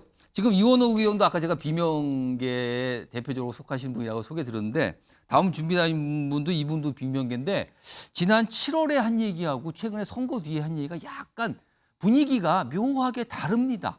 들어보시죠. 그냥 거대 정당에 있다는 기득권을 누리기 위해서 한 지붕에서 같이 있으면서 매일 허구한 날 지지고 볶고 자리 싸움이나 권력 싸움이나 하고 있으면 그럴 바에는 유쾌한 결별을 할 각오를 해야 한다. 부부끼리도 뭐 늘 생각하면 왜 이혼 생각 안 하는 부부가 있었겠습니까? 그런데 뭐 이혼을 합니까? 그냥 마음속에 그런 거고 불만이고 뭐 그런 거죠. 박원석 전 의원님, 이 분위기 달라진 겁니까? 어떻게 들으셨어요? 아니 일단 이혼 생각 안 하는 부부도 있고요. 일단 전제는 부부죠 이혼 생각 안 하는 부 일단 알겠습니다. 저는 같은 얘기인 것 같아요. 같은 얘기로 들으셨어요? 유쾌한 결별도 하나의 선택지가 될 수 있다. 그만큼 이제 당의 내용이나 갈등이 심하다. 앞 7월달 얘기는 헤어진다는 쪽에 방점 둔 거 아닙니까? 근데 그게 단정적으로 헤어지자 이렇게 얘기했던 건 아니고 이렇게 지지고 볶고 생각이 다르고 싸우느니 유쾌하게 결별하는 것도 하나의 선택지가 될 수 있다는 얘기였고 지금도 그런 거죠. 오늘 얘기는 뭡니까? 이혼 생각 안 하는 부부 있냐? 그렇다고 이혼하냐? 이건데 지금. 그러니까 당내 친명 비명이 생각도 많이 다르고 때로는 뭐 결별해볼까 이런 생각도 하지만 결별이라는 게 쉽지는 않잖아요. 좋은 결과를 낳지 않았기 때문에 막상 그게 또 실행할 수 있겠냐. 저는 같은 얘기인 것 같고요. 그리고 이상민 의원께서 원래 거침없이 말을 좀 하는 편이잖아요. 그런 것까지 반영이 돼서 저렇게 표현을 하셨던 거지 특별히 다른 얘기는 아닌 것 같고 앞서 이제 이재명 대표는 화합을 얘기하는데 당 일각에서는 계속 징계를 얘기하는 정성호 의원이었단 말이에요. 이건 약간 이제 역할 분담 같아요. 그러니까 당 대표가 각박하게 얘기할 수는 없거든요. 그러니까 당 대표는 통합의 메시지를 내되 또 한편에서는 지속적인 경고를 보내는 거죠. 그러니까 통합과 징계가 그냥 다 동시에 나오고 있다. 일종의 이제 뭐 굿캅 배드캅 전략인 거고. 그래서 이제 비명계를 위축시키겠다 이 얘기인 것 같고요. 저는 오히려 지금 윤리심판원에 올라가 있는 그 5명 의원에 대한 징계. 물론 이제 윤리심판원 독립기구이기 때문에 당대표가 하라 마라 할 그런 저기는 아니지만 원론적으로라도 바람직하지 않다. 이런 얘기를 이재명 대표가 분명히 한다면 그건 이제 명시적인 통합의 그 시그널인데 또 그건 아니시거든요. 그러게요. 그거는 뭐 알아서 이제 윤리심판원이 정리할 텐데. 똑부러지게 뭐가 얘기가 없어요. 네, 근데 이제 국회의원의 표결 행위를 가지고 징계하는 건 불가능하죠. 예. 누가 가결 부결 찍었는지 색출할 방법도 없습니다. 알겠습니다. 윤희석 대변인 아까 이상민 의원의 7월과 오늘 얘기 이거 같은 얘기입니까? 여기 박원석 의원 뭐 거의 같은 거 아닙니까 했는데 같게 들으셨어요? 다르게 들으셨어요? 별로 뭐 크게 차이 없다고 봐요. 뭐 얘기하다 보면 이런 표현 저런 표현 쓸 수도 있는데 기본적으로 이상민 의원의 생각은 생각이 다르면 갈라설 수도 있는 거다. 뭐 이런 얘기를 하는 거고 실행에 옮기는 건 또 다른 문제다. 뭐 원론적인 얘기를 그냥 하신 거라고 보고 다만 아까 말씀하신 그 부분 굿캅, 배드캅 전적으로 동의합니다. 민주당 내부에서 징계하냐 마냐가 중요한 게 아니라 어쨌든 이 얘기가 나오는 것 자체가 친명 비명 간의 엄청난 의견 차이를 그냥 인정하는 거잖아요. 이걸 어떻게 민주당이 수습할지 지켜보겠습니다. 알겠습니다. 다음 민주당 관련 주제가 하나 더 있어요. 지금요. 이재명 대표 얘기인데요. 화면 좀 보겠습니다. 무슨 재판 얘기가 있는데 오늘 뭔가 출석을 해야 되는 날인데 불출석을 했거든요. 그러니까 선거법 재판이에요. 이거는 좀 굉장히 진행이 많이 됐잖아요. 이미요. 그래서 지금 8월 25일에는 재판 참석했고 단식이 들어갔단 말이에요. 근데 그 후에 9월 8일에 재판이 있었고요. 22일도 있었는데 그때 재판이 연기가 됐어요. 그러니까 뭐 개인 사정이 있다라고 이제 재판부에서 받아준 거거든요. 근데 그때가 단식 기간이었어요. 근데 단식 끝난 오늘도 재판에 불출석하니까 재판부가 날짜를 27일로 다시 한번 잡았는데 이때 이렇게 얘기합니다. 다음 기일, 차후의 기일 27일인데 이때는 출석과 상관없이 진행합니다. 앞서서 8일, 22일 오늘은 진행을 안 한 거예요. 참석을 안 했으니까, 출석 안 했으니까. 근데 다음번은요, 출석하든 말든 그냥 진행합니다라고 얘기를 꺼내놓은 겁니다. 이거예요. 민현주 전 의원님. 그러니까 일단 건강, 뭐 국정감사, 뭐 이런 얘기가 이제 어떤 이유로 됐다는 거잖아요. 이거 어떻게 보십니까? 이거 자꾸 길어지는데 그럼 재판이? 원래 이재명 대표의 전략 중에 하나가 재판 지연도 있다고 여러 차례 뭐 언급도 됐었고요. 분석 평론가들이 얘기도 많이 했었는데요. 뭐 현실화되는 것이고요. 사실 선거법 재판이 좀 빨리 나오는 편 아닙니까? 그렇죠. 빨리 나와야 되는 거고요. 그런데도 불구하고 이재명 대표가 사실 단식할 때 그게 뭐 검찰의 구속영장 청구뿐 아니라 재판 전반적으로 다 지연하기 위한 전략 아니냐. 어떻게든 총선까지 끌어서 총선 결과를 보고 만에 하나 민주당이 유리한 결과가 나오면 이재명 대표가 구사일생의 그 길로 가는 것이 아니냐라는 평가가 많이 나왔었는데요. 그 전략을 이재명 대표가 지금 구사하려고 하는 거고 거기에 이제 법원에서 브레이크를 이제 제동을 거는 건데요. 글쎄요, 이재명 대표가 뭐 앞으로도 계속 이렇게 할 수 있죠. 계속 건강상이 안 좋다, 뭐 국회의사 일정이 뭐 국감 때문에. 네. 그런데 결국에는 법원에서 이게 계속 봐주기만 할 수는 없기 때문에 사실은 대법원장 부결할 때 물론 국민적인 여론의 반대도 있었지만 그런 논리도 있었어요. 민주당에서 대법원장 부결하면서 전반적으로 법원의 기능을 좀 정지 내지 마비시키려는 거 아니냐 그런 비판들도 소수 있었는데 이재명 대표가 그런 오해를 받지 않으려면 그리고 당당하다고 얘기한다면 전 재판에도 국민 앞에 당당하게 임하는 게 제1야당 대표로서의 최소한의 예의다라고 보여집니다. 지금 불출석 관련해서 두 번째 화면 있거든요. 거기 이제 이재명 대표 측에서 설명한 내용이 담겨 있는데 소영주 부대변인 저걸 좀 봐주시기 바랍니다. 네네. 오늘 선거법 재판 안 나왔거든요. 그러니까 세 번째 불출석한 건데 오늘 이유는 이재명 대표 측 변호인이 국정감사 일정으로 불출석한다고 그랬거든요. 근데 이재명 대표는 국정감사도 안 나왔는데. 일단은 이제 국정감사를 출석을 해서 좀 진행하려고 했죠. 지금 24일 단식을 했고 회복기가 있습니다. 통상 이게 단식이 들어가면 2배 회복기가 필요하지요. 그래서 이제 정치 일정 때문에 뭐 지원 유세도 가고 왔다 갔다 했는데 최근 재판도 짧게 받고 나왔습니다. 그렇습니다. 최근에. 그러니까 이제 재판 연기 전략 뭐 그렇게 비판할 수도 있겠지만 민현주 전 의원님은 이거 일부러 그러는 거 아닙니까? 라는 그렇게 뭐 시각이었어요. 비판할 수도 있겠으나 대한민국 사법부가 그렇게 호락호락하지 않습니다. 뭐 연기 전략을 한다 해서 뭐 그냥 몇 년씩 연기를 해주겠습니까? 그래서 이제 결국에는 사법부에서 이미 판단한 것이에요. 뭐 그럴 만한 이유니까 연기해주겠다라는 것이고 그다음에 국감에 나가기로 해서 연기를 했는데 불출석했다. 그거는 제가 뭐 자세하게는 모르겠지만 아마 건강상의 이유로 그렇게 되지 않았을까. 그렇게 생각하고 있습니다. 그러면 이미 이재명 대표 쪽에서 건강 때문입니다. 그렇으면 좀 깔끔하게 이유가 되는데 국감 얘기를 꺼내놓는데 왜 국감에는 없어요? 이렇게 돼버린 거예요. 지금. 국감 얘기는 미리 얘기를 한 것이죠. 일정이 있어서. 요거 포함해서 잠깐만요. 저 박원석 전 의원님 손 드셨는데 이제 말씀할 기회 드릴게요. 일단 잠깐 하나 더 있어요. 지금. 제작진이 하나 또 준비했는데 이게 재판이 오래 걸렸다. 라고 했을 때 대표적인 분이 한 분 계시거든요. 화면에 있습니다. 조국 전 장관. 1심 선고까지 3년 2개월 걸렸다 지금. 입시 비리, 뭐 감찰마 등등등. 2019년 12월 마지막 날 기소가 됐는데 1심은 올해 초 3년 더 걸렸다는 거잖아요. 지금 이렇게 오래 걸렸다는 거죠.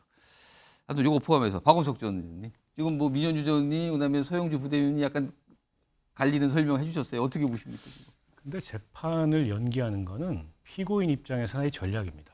그러니까 원래 전략이다. 변호인이 유능하면은 저렇게 끌 수도 있어요. 그럼 지금 이재명 대표 조국 전 장관은 굉장히 유능한 변호를 쓴 것 같아요. 지금 이재명 대표의 변호인도 유능한 겁니까, 그럼? 저는 총선은 넘기자인 것 같습니다. 왜냐하면 이게 선거법 재판의 특성상 1심 선고에서 만약 유죄가 나온다. 그러면 그게 확정되면 직을 상실하는 거거든요. 그렇죠. 그런데다가 이게 대선이기 때문에 지난 대선에 선거 비용을 보전받은 400억을 민주당이 토해내는 굉장히 상황입니다. 심각한 상황이 보여진다는 때문에 거죠. 1심만 선고에서 유죄가 나와도 당장 그게 확정되는 건 아니지만은 또다시 이재명 대표의 리더십이 흔들릴 가능성이 있어요. 그러면 의도는 총선 이후 1심 나오는 걸 총선 이후로 미루자는 생각이 있을 거라는 저는 겁니까? 충분히 그런 생각을 당사자나 변호인들이 할 거라고 보고요. 근데 이게 이제 선거법 재판은 원칙이 신속 재판을 하기 때문에 6개월 내에 선고가 나야 되는데 이미 1년쯤 됐어요, 지금. 근데 재판부도 사실 이렇게 되면은 여러 가지 이제 문제 제기가 나올 수 있기 때문에 사실은 이게 다른 선거법 재판에 비해서 늦어진 거잖아요. 아니 그러니까요. 이게 뭐 결국에 특혜 주는 거 아니냐 논란이 나올 수가 있어서 더 미루기는 어려울 거고 차기 재판 기일부터는 그냥 저는 강행을 할 거라고 봐요. 하겠다고 듣고 있어요. 강행을 할 거라고 보고 그럼에도 불구하고 연내에 재판 결과가 나올 건지 미지수입니다. 왜냐하면 제1야당 대표고 또 지금 정세가 있기 때문에 과연 선거 앞두고서 이 재판부가 과감하게 그 선고를 할지 좀 지켜봐야 됩니다. 유석 대표 하실 말씀 있으세요? 아니 그렇게 나오면 판사가 아니죠. 판사도 공무원이에요. 공무원입니다. 일이 있으면 하는 거예요. 이걸 정치 상황 봐서 연기한다는 말 자체가 국민에 대한 모독입니다. 그렇기 때문에 사법부에서 이걸 엄정하게 생각하고 법을 들고 뭔가 판결을 내려야 하는 판사들이 지금 법을 안 지키고 있는 거잖아요. 국민들이 법을 어기면은 엄청나게 준엄하게 형을 이렇게 선고하면서 본인들은 정작 법을 어기면서 정치 상황을 더 혼란스럽게 만드는 것에 대해서는 국민들이 다 기억하고 계신다. 빨리 1심 나오기를 바랍니다. 저도 잠깐 서영주 부대변인 국민들이 오해하실 수도 있고 뭐 이제 윤희석 대변인 말씀도 맞을 수도 있어요. 근데 그 실상 재판을 제가 취재를 해보니까요. 증인만 50명이 넘습니다. 그러면 증인신문들이나 이런 재판이 일반 어떤 선거법 재판처럼 단순하게 가는 게 아니라 재판부도 지금 복잡하고 골치 아프다. 증인들 불러서 다 확인해야 되고 하기 때문에 좀 일반 재판보다 좀 지연되고 있다라는 점도 좀 덧붙이고 싶습니다. 오늘 보니까 박원석 전 의원님이 가장 예리한 분석과 전망을 해주신 것 같아요. 요거 총선과 관련해서 그 이유 아닐까 뭐 이런 생각까지 그러면서 유능하다는 표현까지 쓰셨어요 지금요. 이런 가운데 앞서서 재판이 3년 넘게 걸린 조국 전 장관 얘기 아까 잠깐 화면에 있었는데 최근에 조국 전 장관이 본인의 딸 기소됐잖아요. 관련해서 한 얘기가 있습니다. 들어보겠습니다. 그 엄마 학교에 가서 봉사활동하고 엄마가 표창장 주니까 그걸 받아서 제출했는데 그게 표창장이 문제가 됐다 해가지고 이제 갑자기 그 뭐 학교도 의사 면허도 이제 박탈되는 그런 상태가 되었습니다. 애비 입장에서 모든 걸 떠나서 이제 속이 상하고 그 표창장을 제출했다는 이유로 기소까지 되었으니까 더 마음이 상하죠. 또 조만간 제 딸도 조만간 법정에 서야 되는데 그 모습을 지켜봐야 된다고 생각하면 제가 이제 화가 많이 나죠. 민현주 전 의원님 화가 많이 났다고 얘기를 한 조국 전 장관. 뭐 부모와 딸 관계에서 전반적인 저 상황은 안타깝게 생각합니다. 어쨌든 부모의 욕심으로 자식이 그걸 받아서 뭐 입시에 활용을 했고 결과적으로 좋은 결과가 나왔고요. 그 말한 대로 그 표창장이 정말 중요한 이 핵심 요소였는지 아닌지는 알 수는 없지만 어쨌든 불법적인 요소가 있었기 때문에 재판에 진행돼야 되는 상황이기 때문에 조 전 장관은 화내기 전에 부모로서 국민들께 반성하는 모습을 먼저 좀 보이면 어떨까. 그러면 최소한 국민들로부터 동정표는 얻을 수 있다라고 생각이 들어요. 물론 민주당 지지층들은 여전히 조국 전 장관을 지지하겠지만 사실은 다수의 많은 국민들은 이 부분에 대해서는 여전히 많이 분노하고 계시다라는 걸 좀 아셨으면 좋겠습니다. 알겠습니다. 민주당 그리고 야권과 관련된 얘기로 쭉 좀 이어가 봤고요. 다음은요. 이거 좀 생각해 볼 문제가 좀 있습니다. 다음 주제인데요. 이른바 이제 병역 특례. 그러니까 운동선수들이 국제대회에 나가서 성과를 거두면 뭐 예를 들어 최근에 아시안 게임 있었잖아요. 아시안 게임 금메달은 병역 특례를 받게 됩니다. 혜택을 받는 거죠. 근데 이거에 대해서 좀 이의 제기들이 있거든요. 오늘도 그런 얘기가 나오는데 들어보겠습니다. 청장님 이번에 그 아시안 게임 보셨습니까? 예, 봤습니다. 보시고 나서 느낌이 어떻습니까? 병무총장 입장에서는 씁쓸한 것도 있었습니다. 네. 금메달보다는 병력 특혜에 더 관심이 많은 선수들도 있고 또 언론도 그게 많이 좀 이거 비정상적인 모습 아닙니까? 예, 그렇게 생각합니다. 제도를 만들게 된 취지를 봤을 때에는 지금 우리들이 그 취지가 과연 맞는가 의문점을 가질 수 있다고 생각합니다. 종합적으로 검토해서 본연의 취지에 맞도록 제도가 갈 수 있게 만들어 가겠습니다.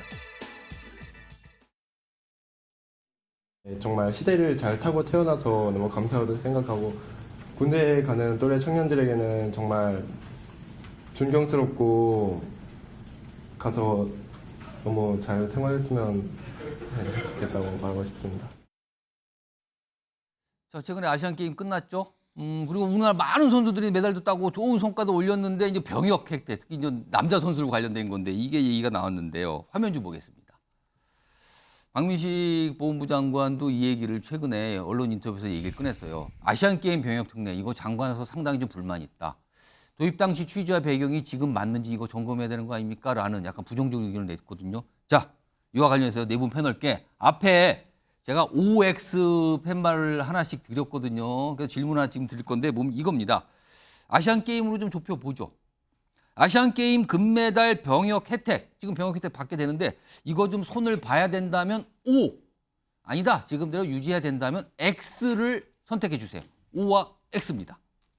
아, 네 분 전원 옵니다. 이건 안 된다는 건데 그러면은 소영주 부대변인 네. 옵니다. 그러니까 손 봐야 된다. 그렇죠. 말씀해 주세요. 어떤 의견이십니까? 일단은 무조건적인 병역 특례를 적용시키는 거는 문제가 있다고 봅니다. 그러니까 여러 가지 제도적으로 뭐 어떤 필요에 따라서 예를 들면 아예 뭐 선수들이 후보 엔트리만 있어도 경기를 뛰지 않아요. 단체 경기는 또 그렇게 근데 되잖아요. 엔트리만 있어도 그 면제를 해준다. 그런 것도 좀 손을 봐야죠. 그래서 어떤 기여도에 따라서 해준다든지 병역을 가되 축소를 시켜준다든지. 왜냐하면 이제 선수들은요. 특히 엘리트 체육하는 사람들은 그 시간대가 가장 중요하지 않습니까? 그래서 그런 부분도 고려를 해야 되기 때문에 저는 어느 정도 손을 보되 아예 안 된다는 좀 아닌 것 같아요. 전면적으로 안 되는 게 아니라 정말 여기는 해줘야 그렇죠. 된다는 걸 좀 구별해야 선택적으로 된다는 할 필요가 겁니까? 있다라는 것이고요. 그럼 단체 경기에는 약간 문제가 있다고 보시는 거죠? 저는 그렇습니다. 좀 합리적으로 판단했을 때 단체 경기에서 후보로 포함됐다고 해서 거기에 같이 말하자면 프리라이더처럼 면제가 된다? 그거는 좀 아닌 것 같다. 라는 차원에서 손볼 필요가 있다고 생각합니다. 이번에 윤희석 대변인 역시 손 봐야 된다는 쪽인데. 예, 일단 아시안 게임에 국한된 얘기인데요. 아시안 게임이 이번에 보니까 이 종합 스포츠 대회라기보다는 조금 더 범위를 넓힌 것 같아요. 종목이 굉장히 많죠. 예, 뭐 스타크래프트 같은 것도 있고 뭐 브레이크 댄스도 있고 하니까 그러면 이분들도 이제 똑같이 혜택을 받게 되는 거잖아요. 그런 상황에 대한 생각이 들고 또 기계적으로 올림픽에서 동메달까지 받은 분하고 아시안게임 금메달, 그러니까 올림픽 동메달과 아시안게임 금메달을 등가로 그러니까 같은 값으로 보는 거란 말이에요. 그러면 그게 맞느냐 하는 또 생각도 해야 됩니다. 따라서 어떤 종목 같은 경우는 세계 순위는 굉장히 낮은데 아시아권에서만 1, 2등 할 수 있는 그런 것도 있지 않습니까? 그런 차원으로 본다면 아시안 게임에 관련한 병역 혜택의 일률적 부여는 좀 재고해봐야 되는 상황이라고 저는 봅니다. 박원석 의원님. 이게 형평성 논란이 여러 차원에서 끊이질 않는데요. 아시안 게임 금메달을 획득하면 병역을 면제해 줍니다. 근데 세계 선수권 대회에서 우승하면 동일 종목에서 병역 면제를 안 해줘요. 그건 또 안 되는 겁니까? 근데 선수로서 세계 선수권 대회에서 우승이 더 큰 성취고 그게 더 치열한 경기 아닙니까? 어떻게 보면 아마추어 스포츠에서 국가적인 어떤 그 기여도라는 측면에서도 못지 않다고 보거든요. 그러니까 이게 예전의 기준으로는 어땠는지 모르겠지만 요즘 시대의 감수성이나 요즘 시대의 평등관념에 비추어 봤을 때 문제가 너무 많아요. 때문에 어떤 식으로인지 손을 봐야 되는데 아예 없애는 거는 또 이제 이게 논란이 있을 수 있기 때문에 이를테면 점수제 같은 걸로 해서 여러 경기를 여러 경기를 종합해가지고 어느 점수 이상에 오른 선수에 한해서. 그럼 그겁니까? 뭐 세계 선수권 대회에서 만약에 메달이나 우승을 하게 되면 몇 점? 그렇죠. 아시안 게임도 몇 점? 그렇죠. 점수제. 네. 아. 그리고 왜 금메달만 면제입니까? 이를테면 저 올림픽에서는 동메달도 면제예요. 근데 아시안 게임은 또 금메달도 금메달만이에요. 근데 어떤 종목은 올림픽 우승보다 아시안 게임 우승이 더 어려운 종목이 있을 수도 있어요. 그럴 수 있죠. 탁구 같은 경우에는 똑같아요. 올림픽 우승이나 아시안 게임 우승이나 중국이 워낙 절대 강자이기 때문에. 예. 때문에 여러 가지 형평성이 있기 때문에 시대에 맞게 좀 보완을 해야 되고 가급적 이런 형평성을 논란을 줄여야 되고요. 게다가 병력 자원이 갈수록 지금 줄어들고 있어요. 그렇습니다. 그래가지고 우리 그 군대를 유지할 수 없는 상황까지 치달을 거다. 때문에 이거는 군대 가는 또 젊은이들의 여러 박탈감이나 이런 것들을 부추길 수 있거든요. 예. 그런 걸 감안해서 가급적 논란이 적은 쪽으로 제도 개선이 필요하다고 봅니다. 민현주 전 의원님, 이게 사실은요. 이게 이번에도 또 나왔어요. 그러면은 예를 들어서 우리나라의 이 K-팝 가수들 국제적으로 굉장히 각광받고 가는 곳마다 어마어마한 뭐 영향력을 갖고 있는 우리 가수들이 있거든요.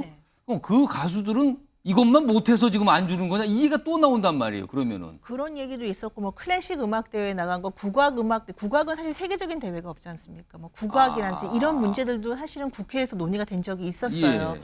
왜 스포츠만이냐? 그러면 음악이나 문화 거기는 네, 왜 안 게다가 해주냐? 국악의 문제 이런 것들이 형평성이 굉장히 많이 그때 지적이 됐었는데 그 이후로 더 이상 논의가 안 된 문제인데요. 뭐 다 이미 앞에서 말씀하셨지만 스포츠나 아시안 게임이나 올림픽에 나간 분들에게 병역 면제를 해준 이유는 그 당시 우리나라 상황이 열악한 상황에서 그렇게 힘든 고비를 넘겨서 좋은 성적을 얻었다. 거기에 대한 칭찬의 의미였거든요. 사실 그때는 메달을 따는 게 우리가 그때는 지금 비하면 상대적으로 많지 않았을 그렇죠. 때예요. 네. 예. 그리고 이제 박 의원님 말씀하신 것처럼 세계적으로 쉽게, 그러니까 상대적으로 좀 예. 수월하게 기반이 잘 돼서 딸 수 있는 종목과 뭐 4등, 5등을 했지만 국가적으로는 굉장히 큰 의미를 갖는 사실은 등수가 있습니다. 예. 이런 부분들에 대한 형평성 있는 고려를 위해서 전반적으로 제도를 손볼 필요가 있다라고 보여집니다. 근데 왜 지금까지 국회에서 제도를 손질을 안 하는 겁니까? 글쎄요, 제가 19대 국회 때 이 이야기가 분명히 나왔었어요. 예. 근데 그 이후에 멈춘 거에 대해서는 굉장히 안타깝게 생각하고 제가 20대부터 국회를 못 들어갔기 때문에 그 부분에 대해서 안타깝게 하겠다. 생각합니다. 네, 네. 알겠습니다. 아무튼 이게 가끔씩 나와요. 이거 병역 혜택 문제는. 근데 또 나왔습니다. 지금 아시안 게임과 관련해서요. 자, 그리고 다음 주제는요. 이게 무슨 일일까? 일단 화면 좀 보겠습니다. 이거 화면 보면서 윤석 대변인 설명 좀 해주세요. 이게 뭡니까? 지난 11일 새벽 3시니까 뭐 한밤 새벽이죠. 한참 새벽인데 이게 무슨 일이 있었던 겁니까? 한동훈 장관 집 현관 앞에 예. 뭐 칼 그리고 이 불 이렇게 낼 때 쓰는 토치 뭐 불 켜는 토치를 예. 말하는 겁니까? 그런 게 앞에 놓여 있었다는 거예요. 이 무슨 뜻입니까 이게 그럼? 그러니까 지난번에도 왜 언론 매체라고 자칭하는 분들이 한동훈 장관 집을 무단으로 가서 그때도 좀 얘기가 있었죠. 막 한동훈 장관 집 호수도 나오고 뭐 이렇게 공개된 적이 있잖아요. 막 예. 초인종 누르고 했었잖아요. 그렇듯이 한동훈 장관의 주거지에 누군가가 침입 또는 그 공간에서 뭔가 위협적인 뭔가를 남겨서 자신의 정치적인 의사를 표현하려는 아주 과격한 방법이 되겠죠. 그런 시도가 우리나라에서도 이제 계속 일어나고 있다. 다른 나라 케이스가 아니라 상당히 심각한 문제라고 저는 봅니다. 박원석 전 의원님, 예. 토치하고 칼은 무슨 뜻입니까? 그러면 이게? 글쎄요, 무슨 의미가 있는지 모르겠지만 일종의 이제 뭐 위협 같은 거죠. 그래서 저는 뭐 일어나서는 안 되는 일이라고 보고. 뭐가 CCTV가 있긴 한데 거기에 뭐 찍힌 게 없다고 지금 알려지고 있죠. CCTV에 찍힌 게 없더라도 경찰이 면밀히 수사하면 아마 드러날 겁니다. 왜냐하면은 그 건물의 CCTV는 피했다 하더라도 동선의 CCTV는 못 피했을 가능성도 있거든요. 근데 저런 일 뭐 일부 뭐 과격한 그런 생각을 가진 분들이 한 소행인지는 모르겠으나 저런 일은 없어야 되겠죠. 지금 뭐가 생각이 달라도 공무를 수행하는 예. 공직자입니다. 뭔가 분명하잖아요. 한동훈 장관이 살고 있는 아파트의 현관에 흉기와 토치. 경찰이 뭐 용의자를 추적하는 얘기가 나오니까 좀 기다려 보면 어떤 내용인지 진짜 무슨 뜻과 무슨 이유가 있는 건지 이게 좀 나오겠죠. 이거 좀 기다려 봐야겠습니다. 이거 패널 분들께 질문하기가 좀 애매한 주제네요. 이걸 뭐라고 말씀을 하실 수 있을까요? 지금 이걸 가지고.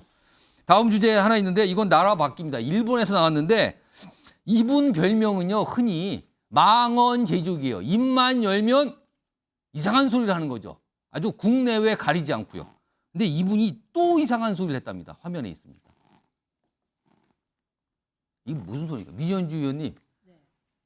이거 좀 민현주 의원님 좀 읽어봐 주세요. 이게 무슨 소리입니까? 지금 일본 언론을 통해서 보도가 됐는데 일본 내 어떠한 경제인들이 모여 있는 행사에서 한국 관련 얘기를 하면서 이렇게 얘기했다는 거예요. 이게 무슨 소리입니까? 지금 이거? 한국 대통령 뭐 5년 임기 마치면 대부분 말로가 안 좋다 이제 그 얘기를 하는 거죠. 죽거나 체포된다. 근데 그러면서 이웃 나라로서 어떻게 사귈 수 있겠나? 네. 뭐 상종 못 하겠다는 거예요, 지금? 그렇죠. 글쎄요, 저는 정신 상태를 좀 검사 받아봐야 되는 거 아닌가 싶을 정도의 망언인데요. 아니 이게 남이 나라 일을 저렇게 막 얘기를 하는 겁니까? 있을 수 없는 일이죠. 아소다로 저분 이제까지 계속 망언을 많이 했었어요. 자국민 그 정치인들을 대상으로 해서 암덩어리라고도 했었고요.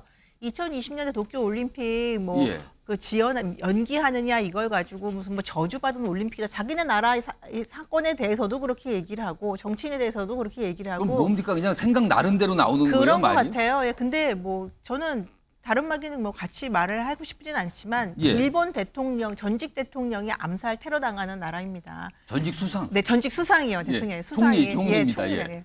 테러 당하는 나라입니다. 그래서 뭐 일본부터 돌아보라. 그리고 지금 한일 관계가 개선을 하는 상황에서 저희가 일본에 대해서 적극적으로 외교 관계 개선을 하는 게 일본이 무작정 좋아서가 아니라 이건 국제 관계 속에서 어쩔 수 없는 상황이라서 우리가 적극적으로 개선을 해서 우리도 외교 상황에서 좀 더 우월한, 좀 나은 위치를 선점하기 위한 노력이지 일본의 모든 것들을 다 받아주는 건 아니라는 그런 착각은 하지 말아야 된다라고 좀 봅니다.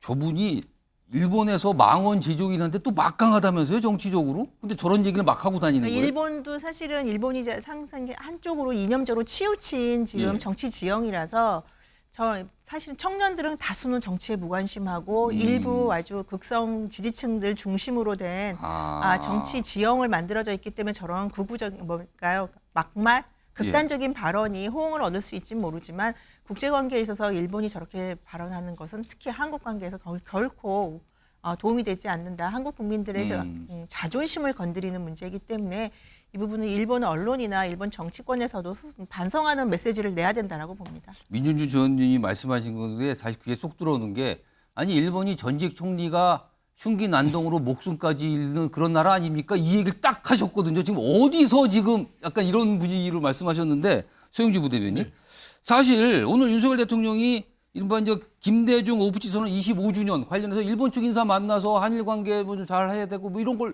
한 날이었거든요. 오늘요. 그렇죠. 근데 이런 내용이 이거 알려지면 이게 뭡니까 도대체? 그러니까 이게 일본의 현 주소입니다.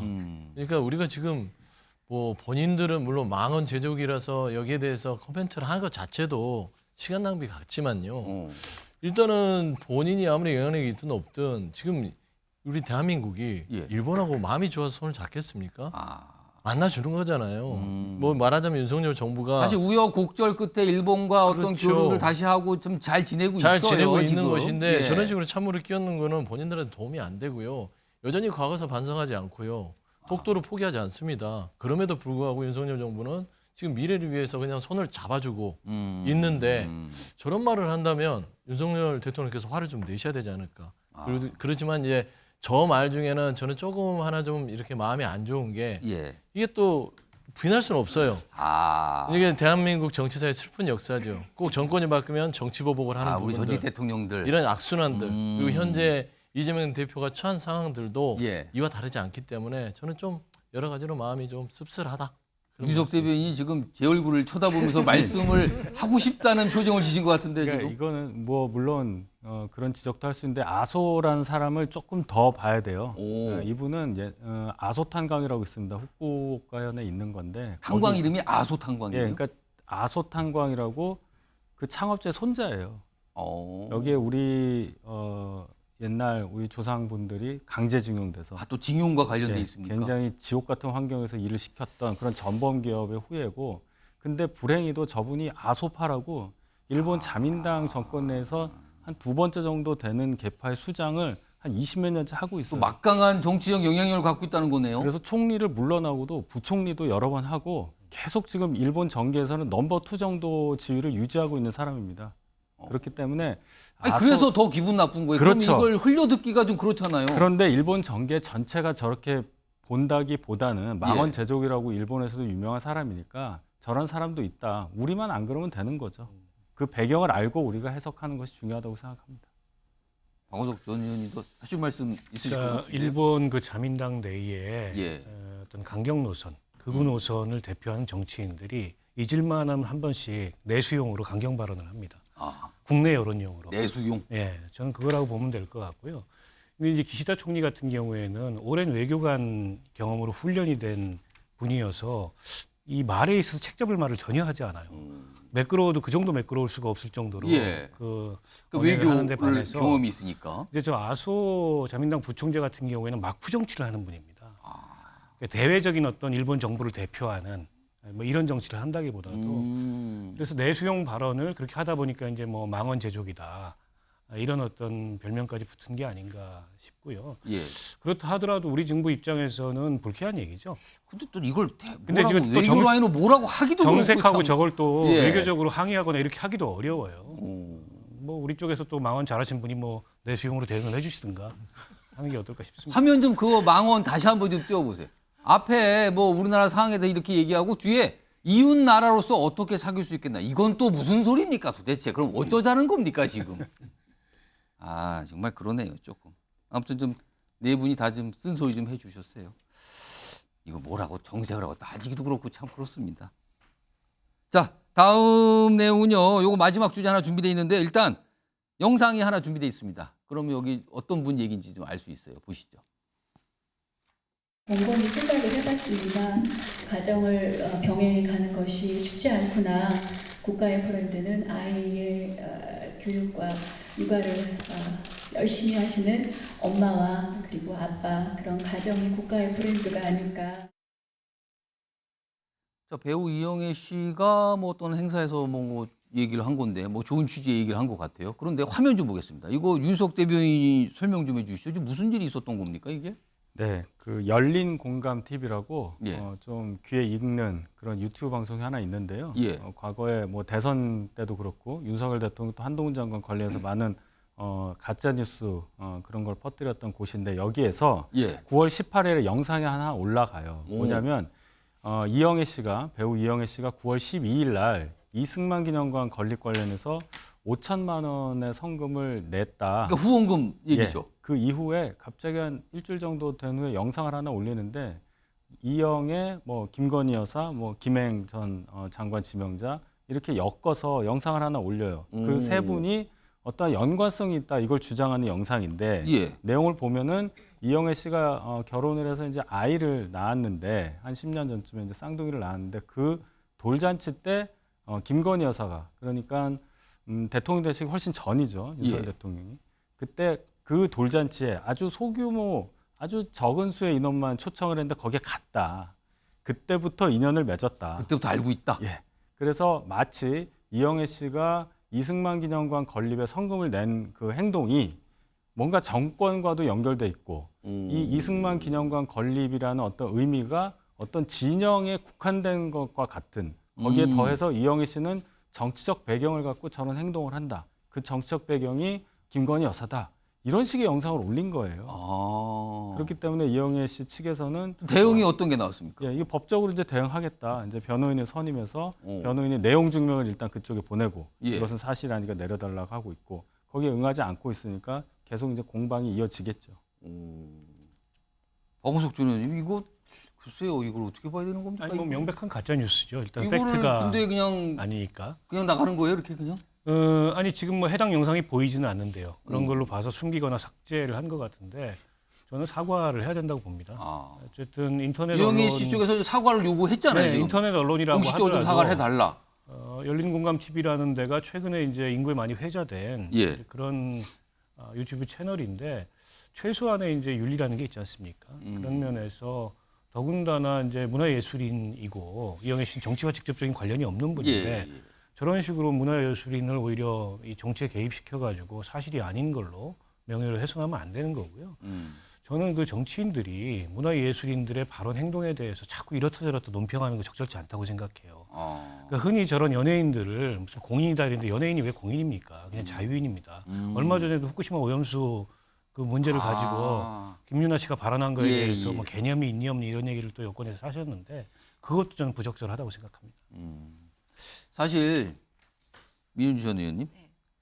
이게 좀 이거 직접은 아니지만 사실은 선거 앞두고 가짜뉴스 이거 좀 걱정된다 이런 얘기 자꾸 나오거든요. 이거 근데 대책이 있습니까? 이런 거에 대해서는? 이 가짜 뉴스가 나와도 사실은 이게 뭐 법적 소송을 가면 상대방도 그렇고 본인도 그렇고 너무 복잡해지고 힘드니까 사실은 그냥 지나가는 경우도 있고요. 예. 뭐 선거에 출마하는 특히 정치인들 같은 경우는 해당 지역구에서 뭐 경쟁자에서 말도 못하는 뭐 많은 마타도어라든지 거짓 사실 유포에 많이 좀 피해를 보는데 이게 처벌이 이렇게 강하질 않아요. 예. 그러다 보니까 그냥 뭐 그리고 또 선처를 바라기도 하고 또 뭐 합의해서 또 없는 것처럼 지나가기도 하는데 예. 저는 이 부분은 진짜 SNS나 미디어가 그 다양화되는 거에 맞춰서 분명하게 한번 철퇴를 놔야 된다고 생각을 합니다. 이게 한번 나가버리면 사실은 이게 사실이 아니다라는 거 설명이 더 어려워지는 거잖아요. 네. 그거 뭐 한번 그렇죠. 퍼져버리면. 게다가 또 사실을 바로잡는 이런 보도나 이런 것들은 잘 퍼지지도 않고요. 또 뭐 국민들께서도 아시겠지만 잊혀질 권리를 주장하지만 사실 이게 잘 되고 있지도 않고요. 비용도 많이 들고요. 알겠습니다. 오늘 뭐 다양한 주제, 다양한 각도에서 짚어드렸습니다.